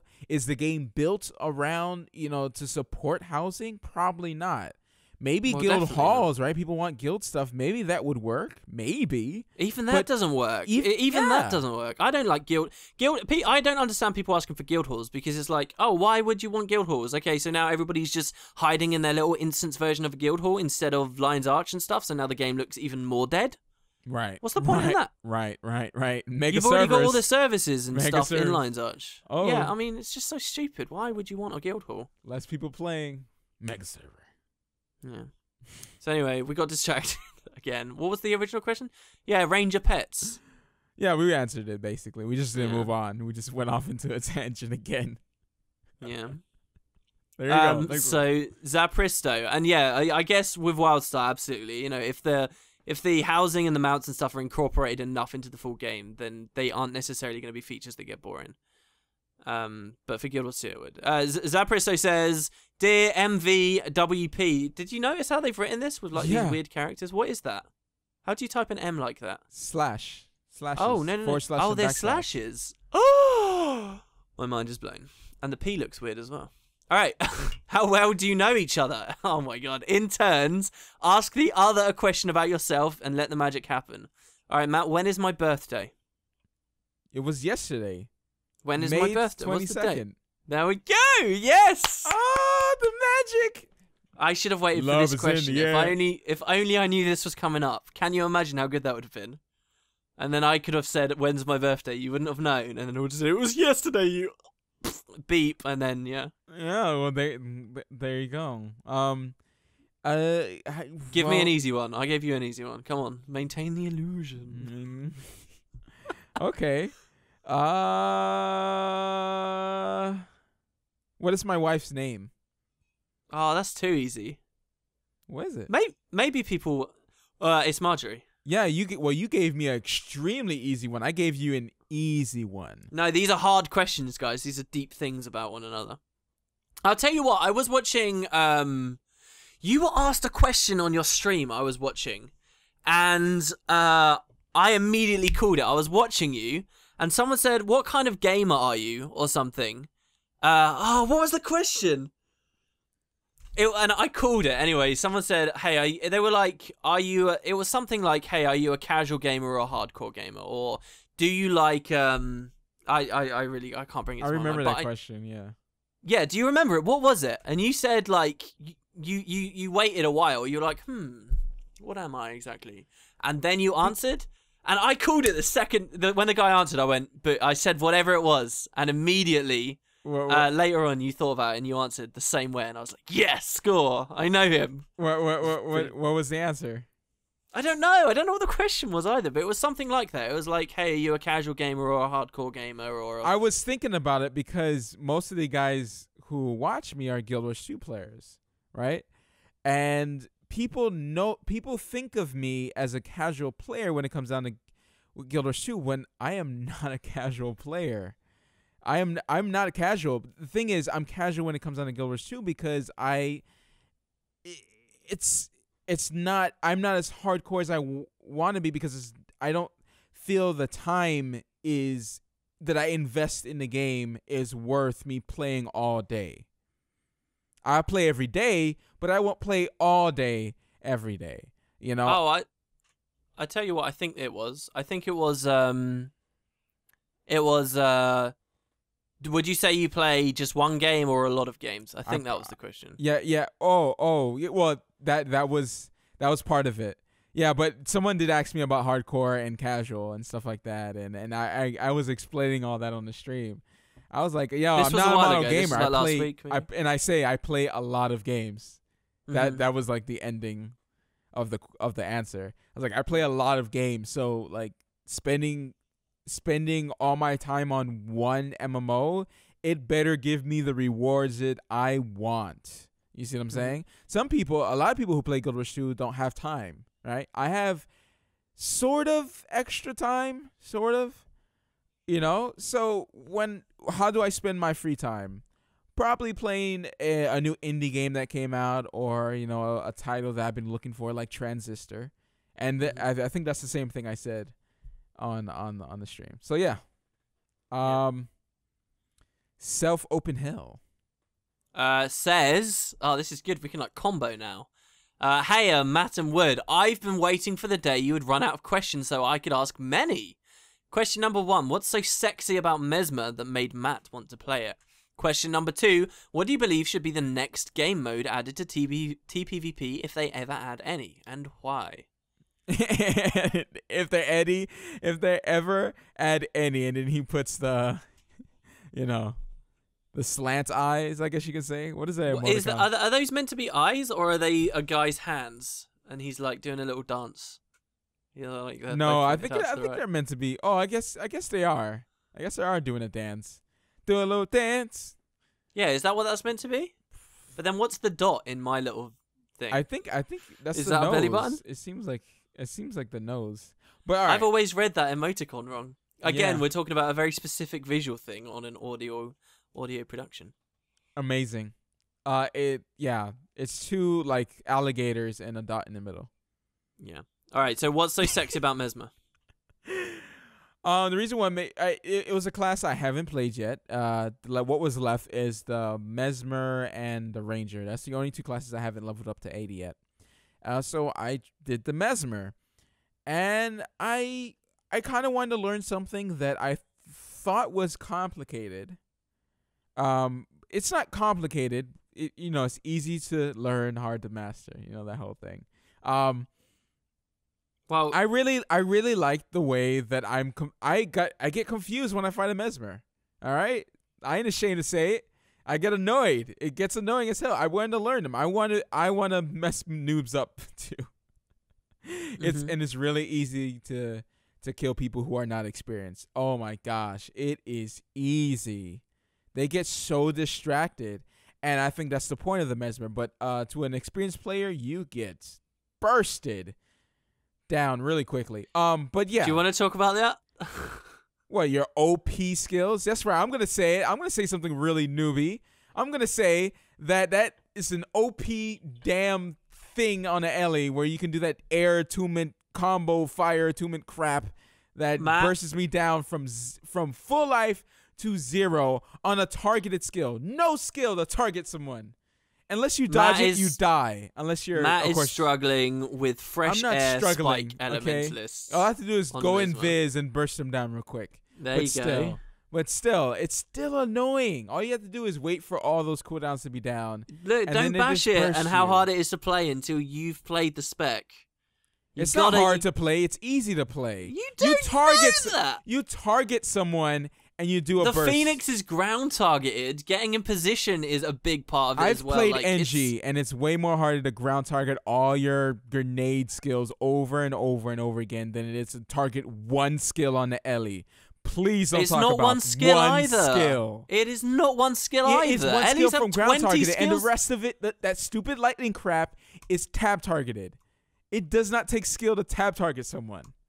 I can't believe you can't talk about the skill cap of fresh air. Oh man, you're whining for no reason. Oh yeah, that's right. I'm just trying to make people annoyed. It's fine. It's fine. It's easy to counter, but I just didn't counter it because it's annoying as hell. It does sort of suck that it's a lot of instant activation stuff. I'll cede you that. But you play an Ellie. You can't defend Ellie because you play an Ellie. You're biased. But I've already told you that the spec is terrible. That's what I'm telling you, that it's bad. And that it's easy to beat. I'm not on the Ellie side right now. If I play on my Guardian, I would kill them, but I want to beat them on my Mesmer. All the time. 100% of the time. Not sometimes. How glassy is your Guardian spec? It's glassy, but I can withstand. I can withstand. What's the gear set you run on? Zerker, but I have a different build. Like, I'm slightly tanky. If you're full Zerks, I might be able to still spike you down on an Ellie with a glove, but it depends. I've a lot of dodges, so Vigor runs very, very well in the Guardian's veins. So I'll be able to dodge it if I could learn the animation. Here it is. Oh, when Wallstar comes out, everything is ground targeted. More skill in the game. That was. Wait, who is it that's saying that? Who are you doing an impression of right now? That's me. Oh, you should do a more flattering impression of yourself. Jesus. Anyway, the way you want to counter that is watch for them to go in fire attunement, I promise you. And if they look like they're getting very aggressive and close to you, they can't really spike you very well with Phoenix unless they're really close. It's basically a melee spike if they want to do it perfectly. And there's your counter. You can see it coming. This guy was like 20 billion yards away from me and he killed me. I'll kill him. Were you streaming when it happened? What do you mean? Were you streaming when he killed you? Yeah. Because I can watch this. I can watch it, and we can talk. We're not during the podcast, but we can talk. Oh no! Don't critique me. Oh no! What if it tells us gonna rip me to shreds? This is what you're doing wrong. Okay, you see when he lifts his hand? It's all in the name of progress. What's wrong with that? It's all in the name of getting better. You want to be the best Guardian in NA. By the way, we need a battle on Obsidian Sanctum because you're on Black Gate, so we need a battle. Now I've heard you're struggling against NGs, right? Before I had heard that was on Guardian. Oh, okay, on your Mesmer. No, I'll fight you on my Ellie. against your Mesmer. No, I haven't. Even though you can stealth and stuff. If I fought NGs, I've killed them. I haven't. I'll fight you on my Ellie. Ellie's, I've had problems with Ellie's in general because the reason why is I get you down to literally no health and then you just heal back up like instantly. It's ridiculous. Yeah, Those are the builds. And but the Spike Ellie I kill sometimes. That's because because it's so YOLO. Yeah. It's YOLO because it takes 2 seconds to kill you. I do so much damage that it doesn't even matter. Just death everywhere in my wake. Just oh my gosh. That tends so to great. be the way I play as well at the moment. Yeah, it's fun. I don't really like the hybrid-y kind of things. It's fun. It is, isn't it? If you're like really glassy and you spike people, it's fun to spike people. That's why Guild Wars 2 frustrates me. We were talking about it before the podcast. It frustrates me that there is so much in the game that counters that kind of gameplay. The most fun I've ever had I know we're talking about World vs. World right now, but in TPVP, the most fun I've ever had is coordinating serious spikes in a group. But we never did well as a team. Why? Because the game doesn't favour it so much. Just the dodge roll mechanic alone cuts it so hard. Dude, and that bunker meta is the struggle is real right now in PvP. Holy crap, everyone is tanky. Mm-hmm. What the heck is that? Every it's okay, single though, 'cause person. They nerfed heal sig by like a tiny amount. Don't worry, they gave the warriors some really OP runes. Yes, they gave everyone those runes, so it's fine. Sure. But, and they also gave the warrior 2 extra sigils, so don't worry. Heal sig's been nerfed ever so slightly. There's ever so slightly more of a tail on pin down. Hambo will go away. Oh wait.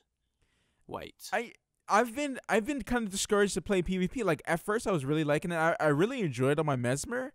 But, you know, Mesmers are in such a weird place right now. You know, other classes can just do it better. But the thing is, have you played TPV lately? A little bit, yeah. I haven't got crazy into it. But have you seen the Bunker Ellie? Yeah, Staff Ellies are back a bit. You see how tanky they are? Like, they can fight, like, 3 people and just not die. I don't know about that, but yeah. Yeah, they kind of can. I mean, I've 1v1'd them, and you kind of have to really catch them off guard. But a Bunker Ellie could 3v1 3 other bunkers, sure, but you know, it just depends on the matchup. If he's not fighting other bunkers, he can get 2v1 down pretty quickly if it's DPS players. Mm-hmm. But well, it's also much tank. If they're DPS players, that's the thing. Everyone plays tanky. So what ends up happening is everyone's a hybrid of being tanky and damaged, so they just don't kill each other. So you have this crazy fight in mid. Crazy fight, just everyone just fighting each other, and it's just a cluster of so much going on. It's ridiculous. And now bring in the Spirit Rangers and the MMs. Oh my gosh. Gotta love that cluster. Cluster. Okay. Anyways, that's it. We can move on. Guild Wars 2 TPVP. Petting Zoo. That should just be the name of the first year of that game. So, good segue. What's the next mode? I would like to see arenas. God, yeah, I forgot about that. I want to see arenas. I want to see 1v1s, and I want to see 2v2s, and I want to see 3v3s. I've been wanting that since launch. They don't have it. They have this dang other thing. I don't want it. I want 1v1s, 2v2s, 3v3s. I mean, I play it, but I'm saying this is what I want. I've always wanted arenas. It's in every MMO. I feel like they've been trying to be so different from other MMOs that they've kind of lost Well, they do have a way. deathmatch arena now, don't they? Yeah, but it's in Hot Join. Hot. Oh, why would you want to do a tournament of 1v1s in a game that's not built for it? It's not. What do you mean it's not built for 1v1s? None of the balance in the game is really about 1v1s, is it? In PvP, yeah, you can do 1v1s in TVP. Sure, you can, but the idea is some classes have got, you know, it's all counter comp, like, and it's a team I don't know. I mean, 1v1s can, but I don't think it would really work for tournament level play.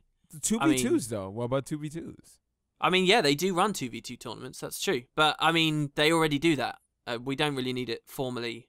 I mean, it would be nice to have it formally. Of course. Of course, it's something added in. Yes, it would split up the community. Yes, we all know that. I don't even think it would split up the community, to be honest. Small little community. I think a lot of people will play 2v2s. I really 2v2s are like some of the most popular watched streams as well. People love 2v2s are much better to spectate than Conquest ever was. Yep. You can actually tell what's going on with 2v2s. Yep. And it's pretty intense as well. Even they could all be running Minion Masters and it'll still be, you could still follow it. It's sort of. But it's I think it would be amazing to have some 2v2s. 2v2. Love it. Would love it. Something that's outside of the custom system is weird. I don't know. I never use them. Sometimes you get kicked and stuff. I don't know. But I would like to see that. That's what I want. What do you want? You want some interesting... a bit more officially supported would be nice. Yeah. For me, I want some high-level team play, and I want it in a better game type than Conquest. If it means bringing back GVGs, not World versus World GVGs, but actual GVGs where you're assaulting the enemy's lord, I would very much like to see something like that. Keep it 5v5. I think 5v5 is fine. 8v8 is too much. But if there was like a 5v5 GVG format for actual high-level play, tournament play, team play, I would love it. That actually encourages splitting, easy to spectate, real push-pull to the matches, a couple of secondary objectives like death penalty used to be, but whatever you want the new flag stand to be, that'd be amazing. But I don't think they'll do that. Maybe not. Well, I don't know. A long time ago, they did do a Ready Up stream where they showed that they were playing around with different game types. It's just how much of them is playing around and how much is actually ever going to be in the game. It's kind of weird to tell. Man, they might be playing they announced around. That stuff like they were working on PvP stuff for like last year. It was a long time. I remember we talked about it on the podcast. Weird. When it came out, didn't we? It's so weird that nothing has been on. I mean, it's PvP. Well, Courtyard came out. So but that's just a map, though. And a new game type with it. It's like full-on deathmatch. It's the first thing that's totally broken out of Conquest. And it's just not in tournaments. But yeah, I mean, it's not much, especially considering all the assets and stuff they showed before. It seems weird that there's so much redundancy in the things they make, but, maybe that's just par for the course in the gaming industry. I really don't know. Do you want to move on to the next question? Yeah. Okay, the next one is from Manuel Steger, who says, "Hey, Matt, cereal and sudden potatoes. What is even..." I don't know. People just do this. They like to dumbfound me. I don't think there's been a single podcast recently where I've been like, what? When I've said how they've said our names. Okay, when there's a new living story, do you usually aim to complete every single achievement?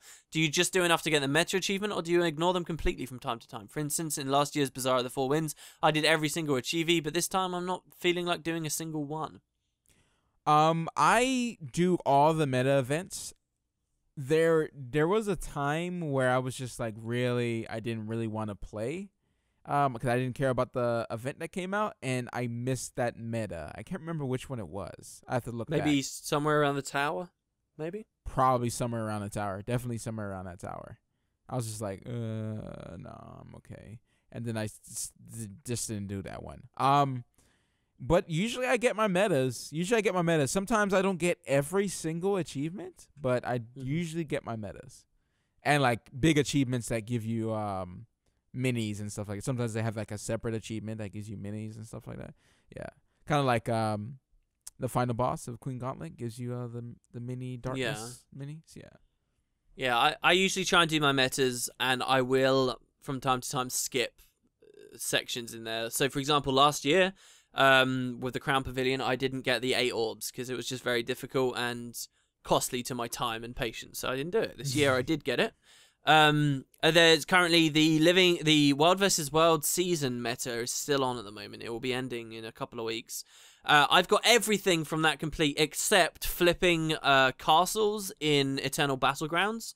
As a part of Tier 1 and undergoing a 2v1 at the moment, basically those castles never flip ever, as far as I'm aware. And so I've not, I mean, I haven't played that much. Maybe I shouldn't make a statement like that. But for me as a player, just the idea of actually spending so long in EBG actually hoping to flip one, it's not on my radar. So I'll probably miss that. Every now and then there are achievements you miss just because it's not worth it, right? And there's no title for them. It's just a little bit of achievement points. You can make up those achievement points over a couple of dailies.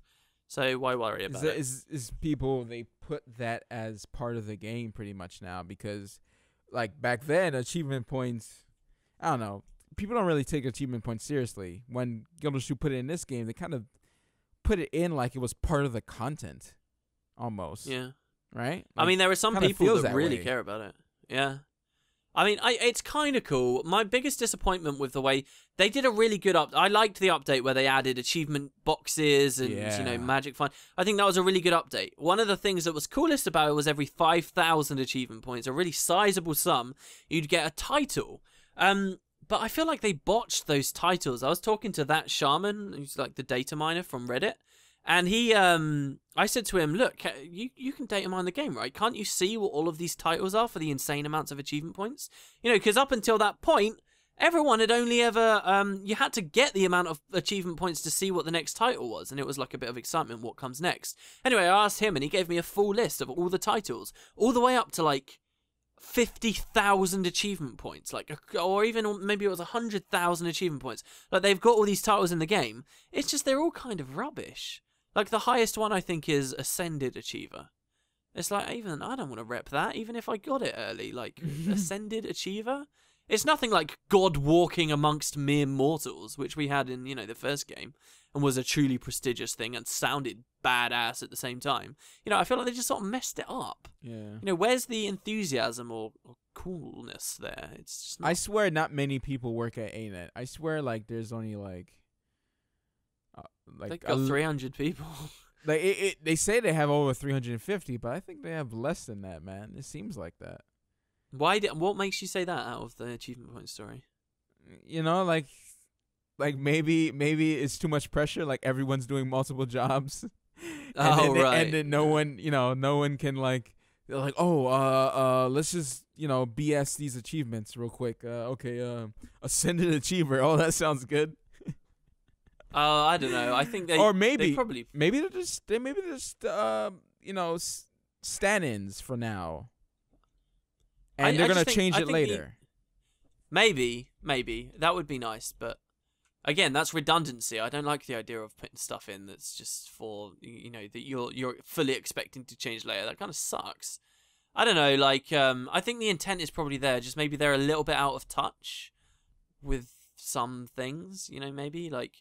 It wasn't one guy that... So here's the names of them, okay? Respected Achiever, Acclaimed, Heralded, Masterful. That sounds kind of cool, right? Illustrious, Wondrous, Exalted, Furious, Unstoppable, and then Ascended. That's up to 50,000 achievement points. Do any of those sound really cool to you? Yeah, they sound nice. Yeah, they sound alright. I don't really care about titles, though. That's the thing. Because they don't... Like, I never look at titles. What would make you look at titles? If they're actually visible. They're not visible. They're just tiny little white text. I can barely see that. I'm not caring about it. When I'm looking at a target, I'm looking at either their boons or the conditions that they're having. Okay? I'm not looking at their title. Do you not think if there were some really hard to get titles in the game, you'd maybe start checking other players to see what their title is? Because I think it is obviously there in the UI. It's just you don't care. And you don't care because they're all easy and don't mean anything. See, they're not flashy enough. In my perfect world, titles would be like really limited to just a few. And it will never happen for Guild Wars 2.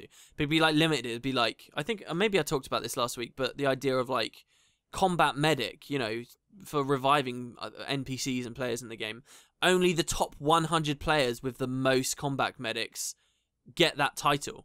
And so every time you see a player, you see what title they're repping because they're actually really good at that part of the game and they've done loads of it. And it's like mini leaderboards for everything almost. I'd love that. Like, I really think people don't look at titles because nobody cares about how difficult any of it. They don't mean anything. And yeah, having it gold and starry and flashy would be kind of nice. But then, if everyone's gold and starry and flashy, but for the hard titles, the meaning has to come from how difficult they are, not how flashy they are. To me, anyway. Like, I think it has a little bit of both. I think if it's something that took hours and thousands of hours to do in game, like this is something that will be achieved for someone who's been playing since launch, and the next year they get it. You know, that one is like not flashy, but just maybe a different font. Or a different color. See, what about this? Like, your title appears... combine my idea just now. Everyone gets the title, but your title appears in gold if you happen to be one of the top 100.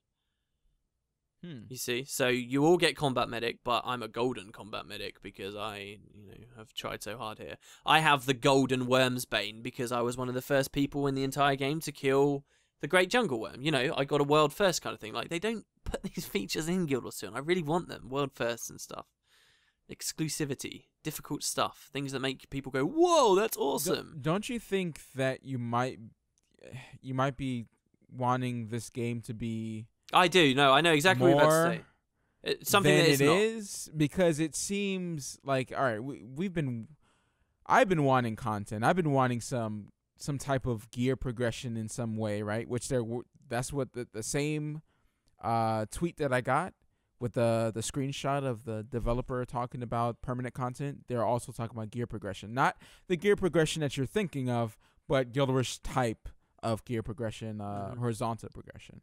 Not vertical. It feels like they're aiming for this type of audience where it's kind of more casual than anything, and hardcore stuff usually just takes a back burner. One thing I really want to do, dude, I want to go back to pre-launch interviews. I want to go back to convention footage and conversations that devs have, and I want to cherry pick, and I want to go through all of them every time anything has ever come up about hardcore content, about catering to difficult stuff for players. All those statements they made, which I know they made back then, about how Guild Wars 2 was going to offer something for everyone. I want to, and this would be such a facetious, like, spiteful video to do. But I think we talked about this before. Yeah, I want to put up a video of just like a string, just back to back to back of all of their comments that they've said of that. Guild Wars 2 is meant for hardcore players. All their talks. I'm sure that it was sometime must have made a comparison between Guild Wars 2's dungeons to raids, or at least Guild Wars 2's dungeons to Guild Wars 1's like ergos and stuff, which is just no comparison at all in difficulty or hardcore value. And I just want to go through it, and I want to be that spiteful guy, and I want to get it all and link it all up, and just have a let it run for an hour of them just going on and on about how they were actually going to cater to this audience, and then finally at the end just have a statement saying what happened to ArenaNet, and then leave it there. And that would be such a childish thing to do, but I really do. I'm getting to the point a little bit where I'm sort of thinking, I want more goals and more of that hardcore kind of stuff in the game, and they're leaking players on the high end because they're not catering to it. And I think it's about time they take another serious look at it, because it has been quite a while. But yeah. Wow, dude, we're being way too negative this podcast. Do you wanna brighten up? Do a little dance? I don't think it was. Oh my god. Yeah? Next question from Louis Garcia. Do you guys think hardcore content for hardcore gamers is missing? I feel this community has been a little left out in PvE. It would be great if they brought back a version of the Underworld or Fissure of Void to this game, but with each new dragon unveiled. How many people would play these hardcore content? We gotta really look at what Guild Wars 2 is bringing in. What audience is Guild Wars 2 bringing in? They're bringing in a lot of casual people who are playing. A lot of casual people are playing. There's a lot of hardcore people out there though who want it. Yeah. Not a lot. No, not a lot. Just some. I think there are a lot. Some. All right. Well, when I went into the Crown Pavilion, I saw nobody. Multiple days. Yeah, nobody but like, in there. Because why? Because they couldn't smash their head onto the keyboard and win a boss, and go and make a sandwich, take a poop, and all that type of stuff. Go take out the garbage while they're fighting a boss. Just because, and they all just quit. So, is it why now that it feels like Guild Wars 2 is trying to cater to both, and they're sacrificing too much? They're like, okay, a little bit of hardcore content, a little bit of casual content. No, it's all. Yeah, no, why? Yeah, okay, they are trying. I think they are trying. They need to pick one. Dang it. I don't know about that. I think they can maybe do both. Maybe. I mean, yeah, it's such a big discussion to be had. But anyway, I find that interesting that I was just complaining so loudly about that, and then the next question was on the exact same thing. All right, so the last question is from Louis Garcia, same guy again, so congratulations to you, who says, if Cantha were to be an expansion, what are the top 5 features you would want to see implemented? Okay. Okay. Why does a feature have to be with Cantha? I mean, can I just say features I want and just be like, yeah, fine, throw them in with Cantha? Would that be cool? Yeah, definitely. All right, fishing. I genuinely want fishing. As much as, you know, I sneered at mounts and whatever, I kind of want fishing. I am proud of you. I kind of want that. You asked for something that's not combat oriented. I'm proud.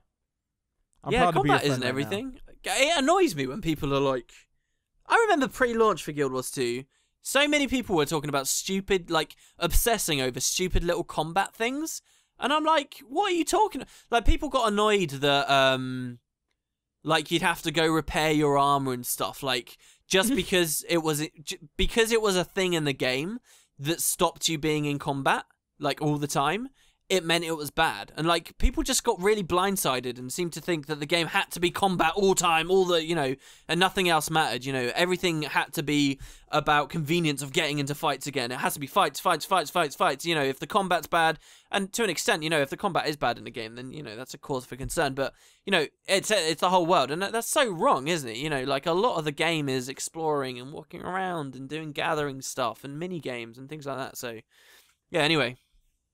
Fishing would be on mine. Do you wanna? We could share them. Tag team it. Yeah. All right. So you go on. Yeah, you took something of mine. I definitely would want to see more non-combat oriented content like fishing and stuff like that. Definitely, you know, something that you can do other than just going into dungeons and stuff like that. It's something, and it rewards you appropriately as well. I would like to see dueling as my choice. I would like to see dueling in the game just for fun because people do it anyway. Why not just put it in the game? This could be together. This could be together with PvP. World v World is in balance. No duh. Like, and people still do the 1v1s. I still do it on my stream. People love dueling me. Even though I beat most of you guys. Ha! Anyways, you take that so seriously. No, I don't. I have fun with it. And I'm glad most of the people on the stream have fun as well. I thought you were gonna say that. I'm glad most of the people on the stream are noobs, so I can kill them. No. They have fun. A lot of them beat me. On Mesmer recently, I've been killing everyone except for Ellie's, because Ellie's are just really tanky, really tanky. Guardians, when they do the tank mode, I seem to still kill them eventually. They just run out of cooldowns eventually, and I just kill them eventually because I can keep kiting them. Kiting is so amazing with the Mesmer. Anyways, yeah, dueling. I would like to add dueling. So I think that's a really strong feature. Yeah. Yeah, I mean, it's. I don't think it will even take that long to make. To be honest, like really, it's World v World, but not.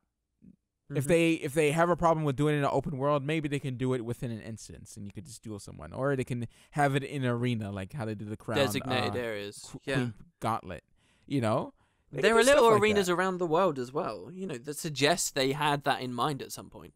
There are arenas in the game that you speak to like an NPC there, and they say, "Oh, you can come visit the arena soon. It's just being prepared right now." You know, like hint, hint, hint. We're gonna do something with this later, and seem to have just been left in the dust for ages.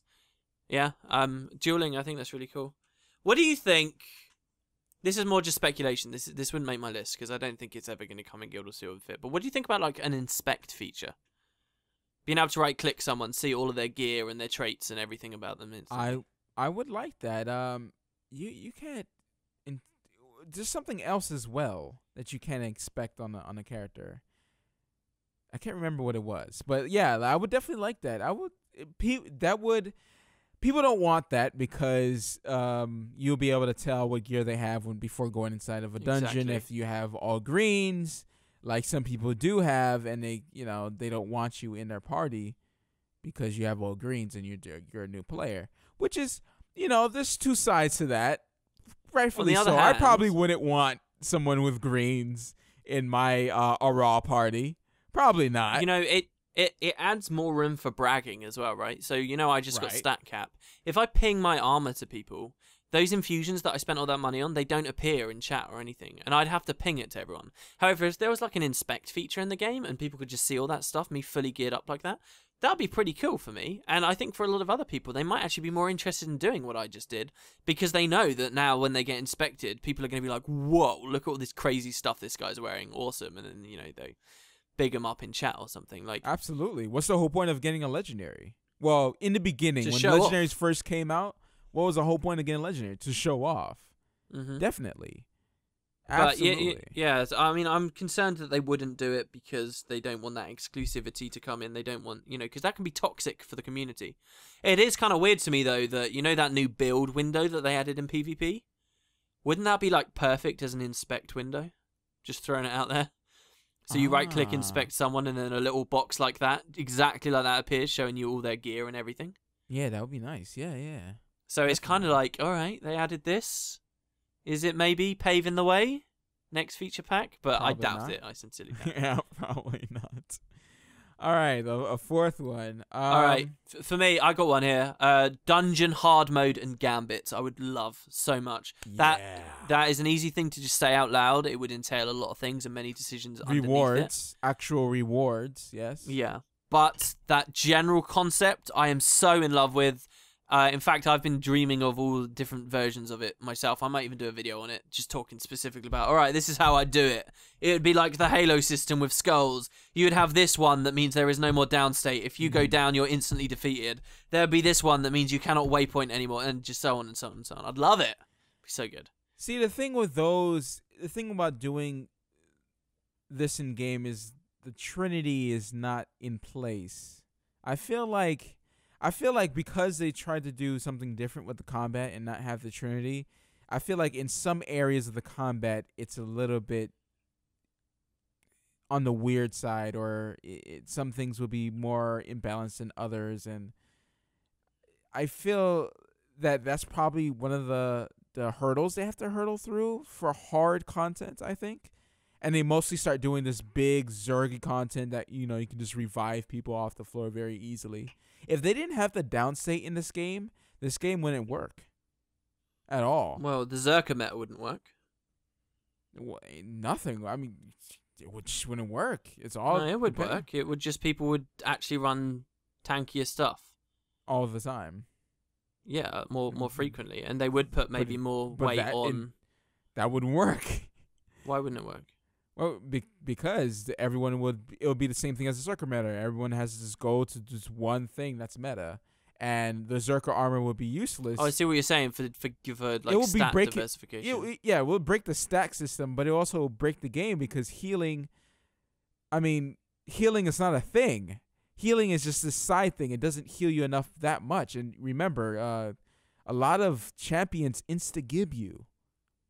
Easily. When I was mentioning, even if you are running tanky stuff, yeah, even if you're running tanky stuff, if you're in the Crown Pavilion, that boss I was talking about, the Destroyer or whatever it's called, you have to get away or dodge or you die. The thing is, as soon as it points to you, I don't see the fireball. The fireball is nowhere near me. I'm looking up as I get killed. I'm looking up. I'm trying to figure out what it is. It was on stream, too. And I was like, what is killing me? And he's obviously killing me, but I don't know what it is. I think some of that you can just sort of get used to and sort of... Yeah, but if you don't know what's killing you, it's kind of annoying, though. Like, it's annoying little bits of the combat. But and I get down, so I would just die instantly. I would just die instantly if there was no downstate. But yeah. What's the last one? One more feature. I mean, there's one that we talk about a lot. And what's that? It begins with an M. It begins with an S. Begins with an M and an S? It begins with an M and it ends with an S. There's an O after the M. And then it's a U, and then it's an N, and then it's a T. Mounts? Oh, please. We don't talk about it a lot. We talk about mounts all the time. We talk about mounts like every podcast. It's just like me saying, "Oh, mounts," and you're like, Psh, "Mounts." Sometimes I agree with you. Mounts. Sometimes I sarcastically agree with you. In fact, I think that genuinely, if people didn't know me or my opinions, the past 6 podcasts before this one and the one before, people could genuinely think I really wanted mounts in the game. There were even some comments where it seemed like people thought I genuinely wanted mounts. Just because I'd constantly been going along with it, sarcastically for so long. Because some people, they're like, I think most people who leave don't, some of these... Don't say it. Don't say it. Okay. Yes, I mean, it's just the audacity. Okay. To say, I think most of these people are love you stupid. guys. I think they might actually have something wrong with their brains. No, that's not what I was going to say. Jesus.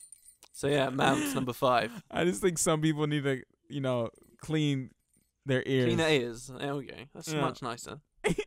Because they listen to the podcast wrong. I'm like, no, that's not what I said. That's not what I said, dang it. Listen, go back and listen again. So last question, Bell. So wow, that 2 hours and 40 minutes. Are you kidding me? We have to end right now. Yeah, I didn't think this was going to be such a long one. Jeez. Wow, we talked about a lot of stuff. You guys, I think a lot of people are going to enjoy this. And for the record, our Skype conversation is now over 5 hours long.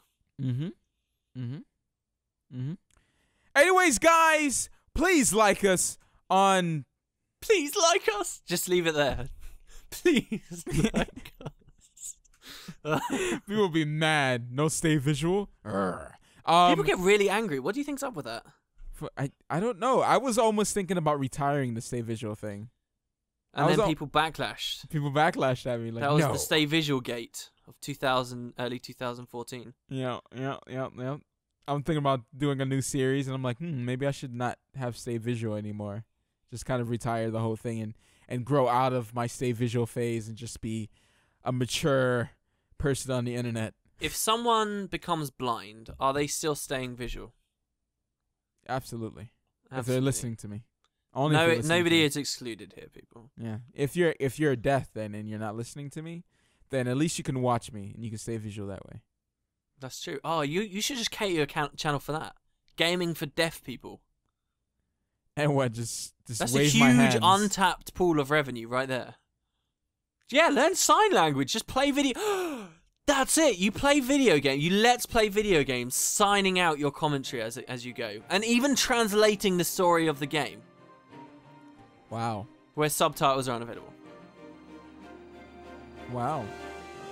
I'm sorry. I'm stealing that. It's gonna be called Wooden Potatoes Staying Visual. We're gonna race it. Then. Please follow us on SoundCloud and review us on iTunes. Only 5 stars. If you don't put 5 stars, then I will ban you from the channel. Write something funny so I can read it out next week. Yeah. There you go. No, I was just joking. And stay visual. Ridlock has no pants. Well, remember, look, watch Matt's Wednesday stream. He was also wearing no pants.